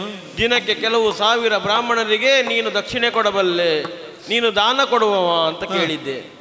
ಅಂತಹ ಕೀರ್ತಿವಂತನಾದಂಥ ನಿನ್ನ ಬಳಿ ಸಾಯುವುದ್ರೊಳಗೊಮ್ಮೆ ಪಡೆದು ಹೋಗುವ ಅಂತ ಬಂದೆ. ಏನು? ಸಾಯುವುದ್ರೊಳಗೊಮ್ಮೆ ಪಡೆದು ಹೋಗುವ ಅಂತ ಬಂದೆ.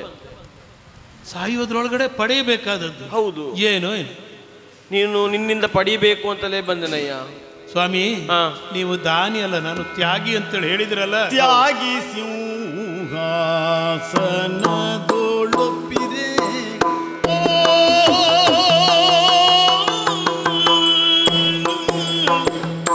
ತ್ಯಾಗಿ ಸಿಂಹಾಸನದೊಳಪಿರುವಾಗ ಅಲ್ಲದೆ ರಣದಿ ತ್ಯಾಗಿ ಸಿಂಹಾಸನದೊಳಪಿರುವಾಗಲಲ್ಲದೆ ರಣದಿ ತ್ಯಾಗವೇ ರಣದಿ ತ್ಯಾಗವೇ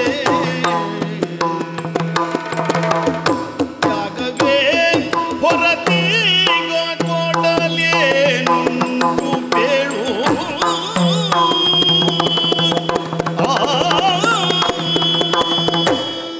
ತ್ಯಾಗಿ ಹೌದು ಸ್ವಾಮಿ. ಹಾ, ಸಿಂಹಾಸನದಲ್ಲಿ ಕುಳಿತಾಗ ಏನು ಬೇಕಾದರೂ ಕೇಳಿದವರಿಗೆ ಕೇಳಿದ್ದನ್ನು ಮಿಕ್ಕಿ ಕೊಟ್ಟಿದ್ದೇನೆ. ಹೌದು. ಕೇಳದೇ ಇದ್ದವರಿಗೂ ಕೂಡ ಅರಿತುಕೊಂಡು ಕೊಟ್ಟಿದ್ದೇನೆ. ಹೌದಂತೆ. ನಾನು ದಾನವನ್ನು ಕೊಡುತ್ತಿರುವಂಥ ಹೊತ್ತಿನಲ್ಲಿ ಓರ್ವ ಬ್ರಾಹ್ಮಣನೋರ್ವ ನನ್ನ ಕಡಗವನ್ನು ಒಂದು ಕ್ಷಣ ನೋಡಿಬಿಟ್ಟ. ತಕ್ಷಣವೇ ತೆಗೆದುಕೊಟ್ಟಿದ್ದೆ ಅವನಿಗೆ. ನೋಡಿದ್ದು ಕೊಡ್ತೀನಿ ಹಾಗಾದ್ರೆ? ತಕ್ಷಣದಲ್ಲಿಯೇ ಕೊಟ್ಟಿದ್ದು. ಹೌದು. ಹಾಗಾಗಿ ಆದರೆ ಇಲ್ಲಿ ಏನು ಮಾಡುವುದು ಹೇಳಿ? ಯುದ್ಧ ಭೂಮಿ ಇದು. ಇದು ಪಿಶಾಚಗಳು ಆಚೆ ಈಚೆ ಆಚೆ ಈಚೆ ಆಡುತ್ತಲೇ ಇವೆ, ರಕ್ತವನ್ನು ಕುಡಿಯುತ್ತಲೇ ಇವೆ, ತಲೆಯನ್ನು ತಿನ್ನುತ್ತಲೇ ಇವೆ, ಗೂಬೆಗಳಿದೆ, ಹದ್ದುಗಳು ಕಿರಿಚಾಡುತ್ತಿವೆ. ಯಾವ ಇಂಥ ಹೊತ್ತಿನಲ್ಲಿ ಬಂದು ನೀವು ಏನನ್ನಾದರೂ ಕೇಳಿದರೆ ಬಾಣಗಳು ಇರುವುದು, ಬಿಲ್ಲು ಇದೆ, ಏನು ಕೊಡ್ಲಿ ಹೇಳಿ ಸ್ವಾಮಿ? ಆಗಲೇ ಹೇಳಿದೆಯಲ್ಲ, ಕೊಡುವ ಮನಸ್ಸುಂಟಲ್ವ ನಿನಗೆ? ಇರುವುದನ್ನು ಖಂಡಿತ ಕೊಡ್ತೇನೆ. ಕೊಡುವುದಾದರೆ ಕರ್ಣ ಕುಂಡಲ ಬೇರಡನ್ನು, ಕೊಡುವುದಾದರೆ ಕರ್ಣ ಕುಂಡಲ ಬೇರಡನ್ನು ಕೊಡುತ್ತಾರೆ ಎರೆದು ನೀನು, ಕೊಡುತ್ತಾರೆ ಎರೆದು ನೀನು. ನುಡಿದ ಮಾತಿಗೆ ನೀರ ಅರಸಲು ಕರ್ಣನು, ನುಡಿದ ಮಾತಿಗೆ ನೀರ ಅರಸಲು ಕರ್ಣನು, ನುಡಿದನು ಮುರಹರನು. ಕರ್ಣ, ಕೊಡುವ ಮನಸ್ಸುಂಟು ನಿನಗೆ? ಖಂಡಿತ ಉಂಟು. ಕೇಳಿದ್ದನ್ನು ಕೊಡುವ ಅಲ್ಲ, ನೋಡಿದ್ದನ್ನಾದರೂ ಕೊಡ್ತೀನಿ. ಹೌದು. ಕೊಡುವುದಕ್ಕೆ ಏನುಂಟು ಅಂತ ಆಡ್ತಿ. ಕೊಡುವುದಕ್ಕೆ ಏನು ನಿನಗೆ ಕಾಣುವುದಿಲ್ಲ. ಇಲ್ಲ, ಆದ್ರೆ ನನಗೆ ಕಾಣ್ತಾ ಉಂಟಲ್ಲಯ್ಯ. ಹೌದೇ? ನೀ ಕೊಡುವುದು ನನಗೆ ಕೊಡ್ತಿ ಅಂತ ಆದ್ರೆ ಜೀವಮಾನಕ್ಕೆ ಸಾಕದು. ಹೌದೇ? ಜೀವಮಾನಕ್ಕೆ ಸಾಕು. ಯಾವುದೇನು? ನಿನ್ನ ಕರ್ಣದಲ್ಲಿ ರಾರಾಜಿಸ್ತಾ ಇರುವ ಆ ಕುಂಡಲಗಳನ್ನು ದಾರ ಎರೆದು ಕೊಡು ಸ್ವಾಮಿ. ಕರ್ಣಕುಂಡಲ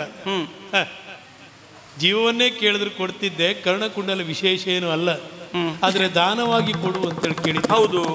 ದಾನ ಕೊಡಬೇಕಾದ್ರೆ ನೀರು ಬೇಕಲ್ಲ, ಶುದ್ಧೋದಕ ಬೇಕು. ಇಲ್ಲಿ ಇರುವುದು ಏನು ಹೇಳಿ? ಅದಕ್ಕೆ ನಿನ್ನಯ ಉದಕವ ಬರಗರ ಸುದೇಕೆ ನಿನ್ನಯ ಹೃದಯ ಕಾಮ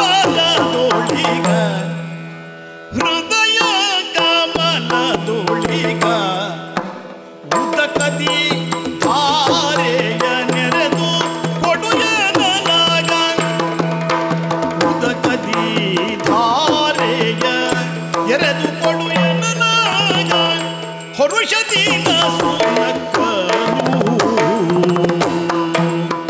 ಧಾರಾಪೂರ್ವಕವಾಗಿ ದಾನವನ್ನು ಕೊಡಬೇಕು.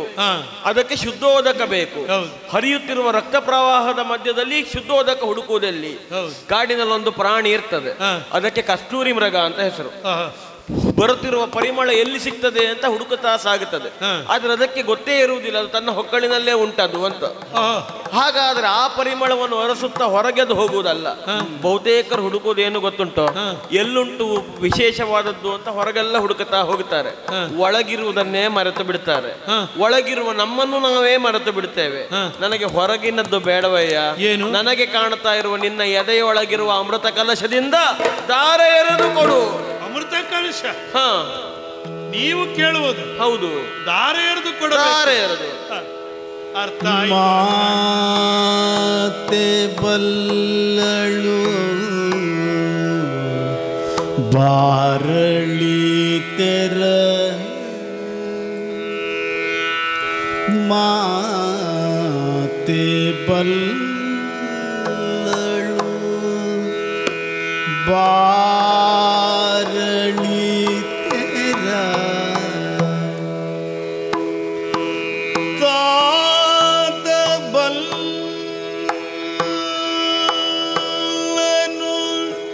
ಕೇಳನಿದ್ದ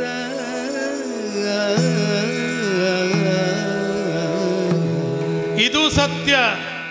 ಮಾತೆ ಬಲ್ಲಳು ಬಾರಳಿ ತೆರ ತಾತ ಬಲ್ಲನು ಕೇಳನಿದ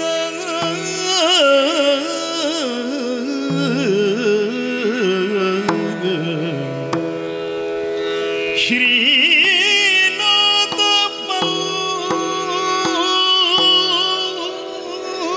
ಬಲ್ಲನು ಶ್ರೀನಾಥ ಬಲ್ಲನು ಬಲ್ಲನು ಬಲ್ಲನು ಬಲ್ಲನು ಶ್ರೀನಾಥ ಬಲ್ಲನು ಬಂದ ಈದೆಯನುತ ಯೋಚಿಸಿದ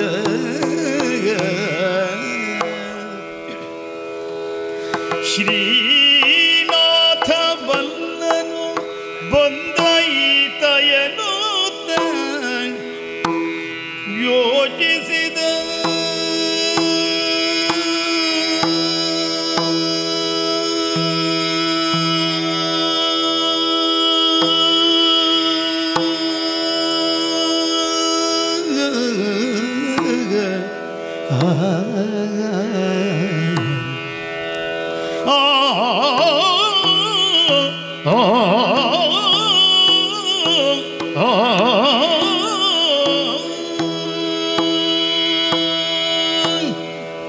ಹೃದಯದೊಳಗಡೆ ಅಮೃತ ಕುಂಡ ಇದೆ. ಸತ್ಯ ಎನ್ನುವುದು ಅಮೃತದ ಕಲಶದೊಳಗಡೆ ಸ್ವರ್ಣದಿಂದ, ಅಮೃತ ಪಾತ್ರೆಯೊಳಗಡೆ ಸ್ವರ್ಣದಿಂದ ಮುಚ್ಚಿದೆ. ಕರ್ಣನ ಈ ಒಳಗಡೆ ಇರುವಂಥ ಈ ಸತ್ಯ ಎನ್ನುವುದನ್ನು ಲೋಕದಲ್ಲಿ ತಿಳಿದವರು ಕರ್ಣನನ್ನು ಬಿಟ್ಟರೆ ಮತ್ತಾರಿದ್ದಾರೆ? ಜನ್ಮ ಕೊಟ್ಟಂಥ ತಾಯಿ ಕುಂತಿದೇವಿಗೆ ಈ ಹೃದಯದೊಳಗಡೆ ಏನಿದೆ ಎನ್ನುವುದು ಖಂಡಿತವಾಗಿಯೂ ಗೊತ್ತು. ಕರ್ಣನಲ್ಲಿ ಕಪಟವಿಲ್ಲ, ಕರ್ಣನಲ್ಲಿ ಕಪಟವಿಲ್ಲ ಅವಳಿಗೆ ತಿಳಿದಿದೆ. ಇಲ್ಲದೆ ಇದ್ದರೆ ನನ್ನನ್ನು ಸೂತಪುತ್ರ ನೀನು ಯಾರು ಅಂತ ಕೇಳಿದಾಗ ತಲೆ ತಿರುಗಿ ಬೀಳ್ತಾ ಇರಲಿಲ್ಲ ಬಿಲ್ವಿದ್ಯೆಯ ಸಂದರ್ಭದಲ್ಲಿ. ಅವಳಿಗೆ ಗೊತ್ತು.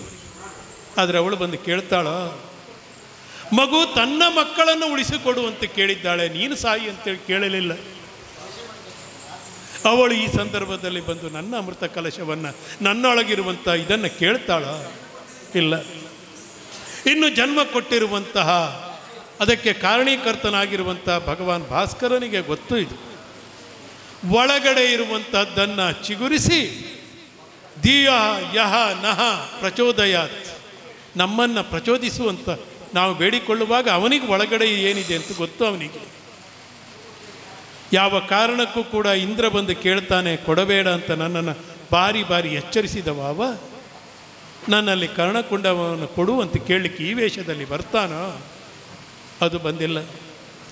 ಆದರೆ ಲೋಕದಲ್ಲಿ ಯಾರ ಹೃದಯದಲ್ಲಿ ಕರ್ಣಕುಂಡಲವಿದೆ, ಕರ್ಣಕುಂಭವಿದೆ, ಅಮೃತ ಕಲಶವಿದೆ, ಯಾರ ಎದೆಯಲ್ಲಿ ವಿಷದ ಭಾಂಡವಿದೆ ಎನ್ನುವುದನ್ನು ಅರಿತುಕೊಂಡವ ಅದನ್ನೆಲ್ಲ ತುಂಬಿದಂಥ ಒಂದು ವ್ಯಕ್ತಿಯೇ ಅಲ್ಲವೇ? ವಿಷ ಇದ್ದಲ್ಲಿ ತಲೆಯ ಮೇಲೆ ಮಿಟ್ತಾನೆ, ಅಮೃತವಿದ್ದಲ್ಲಿ ದೇವತೆಗಳಿಗೆ ಹಂಚುತ್ತಾನೆ. ಅವನಿಗೆ ಗೊತ್ತಿರದಂಥ ವಿಚಾರ ಯಾವುದು? ಹಾಗಾದರೆ ಲೋಕಕ್ಕೆ ಶ್ರೀನಾಥ ಒಳ್ಳೆಯದನ್ನು ಕೊಡಬೇಕಾದಂಥವ ಅವನಿಗೆ ಗೊತ್ತಿದೆ, ಬಂದವ ಅವನೇ ಅಂತೇಳಾಯಿತು. ಯಾವಾಗ ಎಲ್ಲವನ್ನ ಬಿಟ್ಟ ದ್ರೌಪದಿ ಕೈ ಚಾಚಿದಳ, ದರ್ಶನ ಅವಳಿಗೆ ಅವನದಾಯಿತು. ಯಾವಾಗ ಸರಸಿಜಾನನಲ್ಲಿ ನನ್ನ ತನುವನ್ನು ಅರ್ಪಿಸ್ತೇನೆ ಅಂತ ನಾನು ಎಲ್ಲವನ್ನ ಬಿಟ್ಟು ಕೇಳಿಕೊಂಡೇನೋ, ನನ್ನ ಎದುರಿಗೆ ಬಂದಂಥವ ಶ್ರೀನಾಥನೇ ಹೌದು ಅಂತ ತಿಳಿದುಕೊಂಡಿದ್ದೇನೆ. ಮತ್ತೆ ತಡ ಮಾಡುವುದಲ್ಲವಲ್ಲ, ಕೊಟ್ಟವನೇ ಬಂದದ್ದಲ್ಲ, ಇಟ್ಟವ ಬಂದವ. ಇಟ್ಟವ ಬಂದು ಕೇಳಿದರೆ ಕೊಡುವುದಿಲ್ಲ ಅಂತ ಹೇಳಿಲಿಕ್ಕಾಗ್ತದೆ ಸ್ವಾಮಿ. ಹರಿಗರ್ಪಿತವಾಗಲೆಂದೇ ಮನದಿ ತನ್ನಯ ತನುವ ಸರಳಲಿ ತೆಗೆದನು ಹರುಷದಿ ನಿರ್ಮಲೋದಕವ ಎರೆದು ಧಾರೆಯ ನಿತ್ತು ಕುಂಡಲ ಬೆರಡನರ್ಚಿಸಿ ಕೊಟ್ಟು ಭಕ್ತಿಯೊಳಿರದೆ ಕರಗಳ ಮುಗಿದು ಮುಕ್ತಿಯ ಈಯಬೇಕೆಂದ. ಸ್ವಾಮಿ, ಬದುಕಿನಲ್ಲಿ ಸೋತು ಹೋಗಿದ್ದೇನೆ, ಎಲ್ಲರಿಂದ ನಿಂದನೆಗೆ ಒಳಗಾಗಿದ್ದೇನೆ. ಆದರೆ ಈ ಲೋಕದಲ್ಲಿ ಕಾಣಿಸುತ್ತಿರುವಂಥ ಕರ್ಣ ಕಲಿಯಾಗಿಲ್ಲ, ಅವನ ಎದೆಯಲ್ಲಿರುವುದು ಅಮೃತ ಭಾಂಡ ಎನ್ನುವುದನ್ನು ನಿನ್ನ ಬಾಯಿಂದ ಲೋಕಕ್ಕೆ ತಿಳಿಸಲ್ಪಟ್ಟಿತು ಅಂತೇಳಾದರೆ ಜನ್ಮಕ್ಕೆ ಸಾರ್ಥಕವಾಯಿತು. ಬದುಕಬೇಕೆನ್ನುವಂಥ ಆಸೆಯೇ ಯಾವುದೂ ಇಲ್ಲ. ಹಾಗಾಗಿ ತಡ ಮಾಡುವುದಿಲ್ಲ. ಸೂರ್ಯ ಮುಳುಗುವುದರ ಒಳಗಡೆಯಾಗಿ ನನ್ನ ಕೆಲಸ ಆಗಬೇಕು. ಇದೋ ಬಾಣವನ್ನು ತೆಗೆದಿದ್ದೇನೆ, ಮೋಕ್ಷ ಕೊಡು ಸ್ವಾಮಿ, ಮೋಕ್ಷ. ಇದೋ ಸ್ವೀಕರಿಸಿದ್ದೇನೆ. ಕರುಣಾದಾಯ ಪ್ರದಾಯಕ ಹರಿ ನಿಜ ಮೂರ್ತಿ ದರ್ಶನವಿದ್ದ ಏನೆಂದೆ ಸುಕೃತಿಯೋ ಕಲಿಕರ್ಣನದು. ನಿನ್ನ ಪಾದಕ್ಕೆ ಒಂದು ದೀರ್ಘ ದೊಡ್ಡ ನಮಸ್ಕಾರವನ್ನು ಮಾಡಿದ್ದೇನೆ. ಇದು ನಾನ್ಯಾರೆಂಬ ಸತ್ಯವನ್ನು ನೋಡು. ಹಿಂದೊಂದು ಕಾಲದಲ್ಲಿ ಜರಾಮನ್ಯು ನಾಮಕನಾದಂತಹ ರಕ್ಕಸನನ್ನು ಕೊಲ್ಲುವ ಕಾಲಕ್ಕೆ ಋಷ್ಯಶೃಂಗರ ಅನುಗ್ರಹ ನಿನಗೆ. 1000 ಬ್ರಾಹ್ಮಣರಿಗೆ ಸಂತರ್ಪಣೆ ಮಾಡುವ ಯೋಗ, ಭೂದವನ ಸಖ್ಯ, ಮಾಧವನ ದರ್ಶನ, ವೀರಮರಣ. ಭೂದವನಾದಂತಹ ಕೌರವನ ಸ್ನೇಹ ಸಿಕ್ಕಿದೆ, ಮಾಧವನಾದಂತಹ ನನ್ನ ದರ್ಶನ, ವೀರಮರಣವನ್ನು ನಿನಗರ್ಪಿಸ್ತೇನೆ. ಒಂದು ಕಾಲದಲ್ಲಿ ಸಹಸ್ರ ಕವಚ ನಾಮಕನಾದಂತಹ ದಂಬೋದ್ಭವ ತಪಸ್ಸಿನಿಂದ ಪಡೆದ 1000 ಕವಚಗಳು, ಅದನ್ನು ಭೇದಿಸುವುದಕ್ಕಾಗಿ 1000 ವರ್ಷಗಳ ತಪಸ್ಸು ಹೋರಾಟವನ್ನು ಮಾಡಿದ ನರನಾರಾಯಣರು ಕೊನೆಯದಾಗಿ ಉಳಿದ ಒಂದು ಕವಚ ಶರಣು ಬಂದ ಕಾಲಕ್ಕೆ ದ್ವಾಪರದಲ್ಲದಕ್ಕೆ ಅನುಗ್ರಹಿಸ್ತೇವೆ ಅಂತ ಆಡಿದ ಮಾತು. ಅದೇ ಕವಚವೇ ಕರ್ಣನಾಮಕವಾಗಿ ಬಂದವ ನೀನು. ಅಂದು ಹೋರಾಡಿದ ನರನಾರಾಯಣರೇ ಪಾರ್ಥಕೃಷ್ಣರಾಗಿ ಈ ಕಾಲಕ್ಕೆ ಎದುರು ಬಂದಿದ್ದಾರೆ. ಇದೋ ನಿನಗೆ ಮುಕ್ತಿಯನ್ನು ಕೊಡುವುದಕ್ಕೆ ಬೇಕಾಗಿ ನನ್ನ ರೂಪವನ್ನು ನರನ ರಥಾಗ್ರದಲ್ಲಿ ತೋರಿಸ್ತೇನೆ. ಮಾತ್ರ ಅಲ್ಲ, ಅರ್ಜುನನಿಗೂ ಆಜ್ಞೆಯನ್ನು ಕೊಟ್ಟಿದ್ದೇನೆ. ಒಲಿದು ಬಂದಂತಹ ಪಶುಪತಿಯೇ ಪಾಶುಪತವನ್ನು ಕೊಡುವ ಕಾಲಕ್ಕೆ ಬಳುವಳಿಯಾಗಿ ಮಾತೆ ಕೊಟ್ಟಂತಹ ಅಂಜನಾಸ್ತ್ರವನ್ನೇ ನಿನ್ನ ಮೇಲೆ ಪ್ರಯೋಗ ಮಾಡಿ ತಾಯಿ ಇಲ್ಲದೆ ಬದುಕಿದೆ ಅಂತ ಬದುಕನ್ನು ಕಳೆದ ನಿನ್ನ ಪಾಯಿಗೆ ಜಗತ್ತಿನ ಮಹಾತಾಯಿ ಕೊಟ್ಟಂತಹ ಅಸ್ತ್ರವೇ ನಿನ್ನ ಮುಕ್ತಿಗೆ ಕಾರಣವಾಗಲಿ.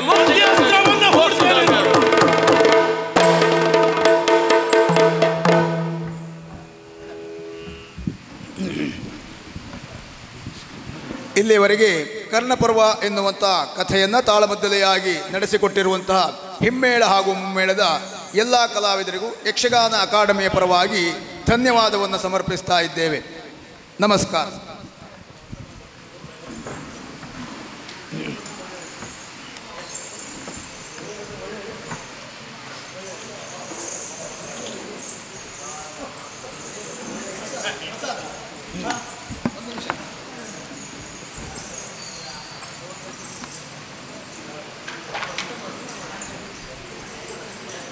ಆಗಿದೆಯಲ್ಲ, ಆಗದೆ, ನಮಗೆಲ್ಲ ಆಗದೆ.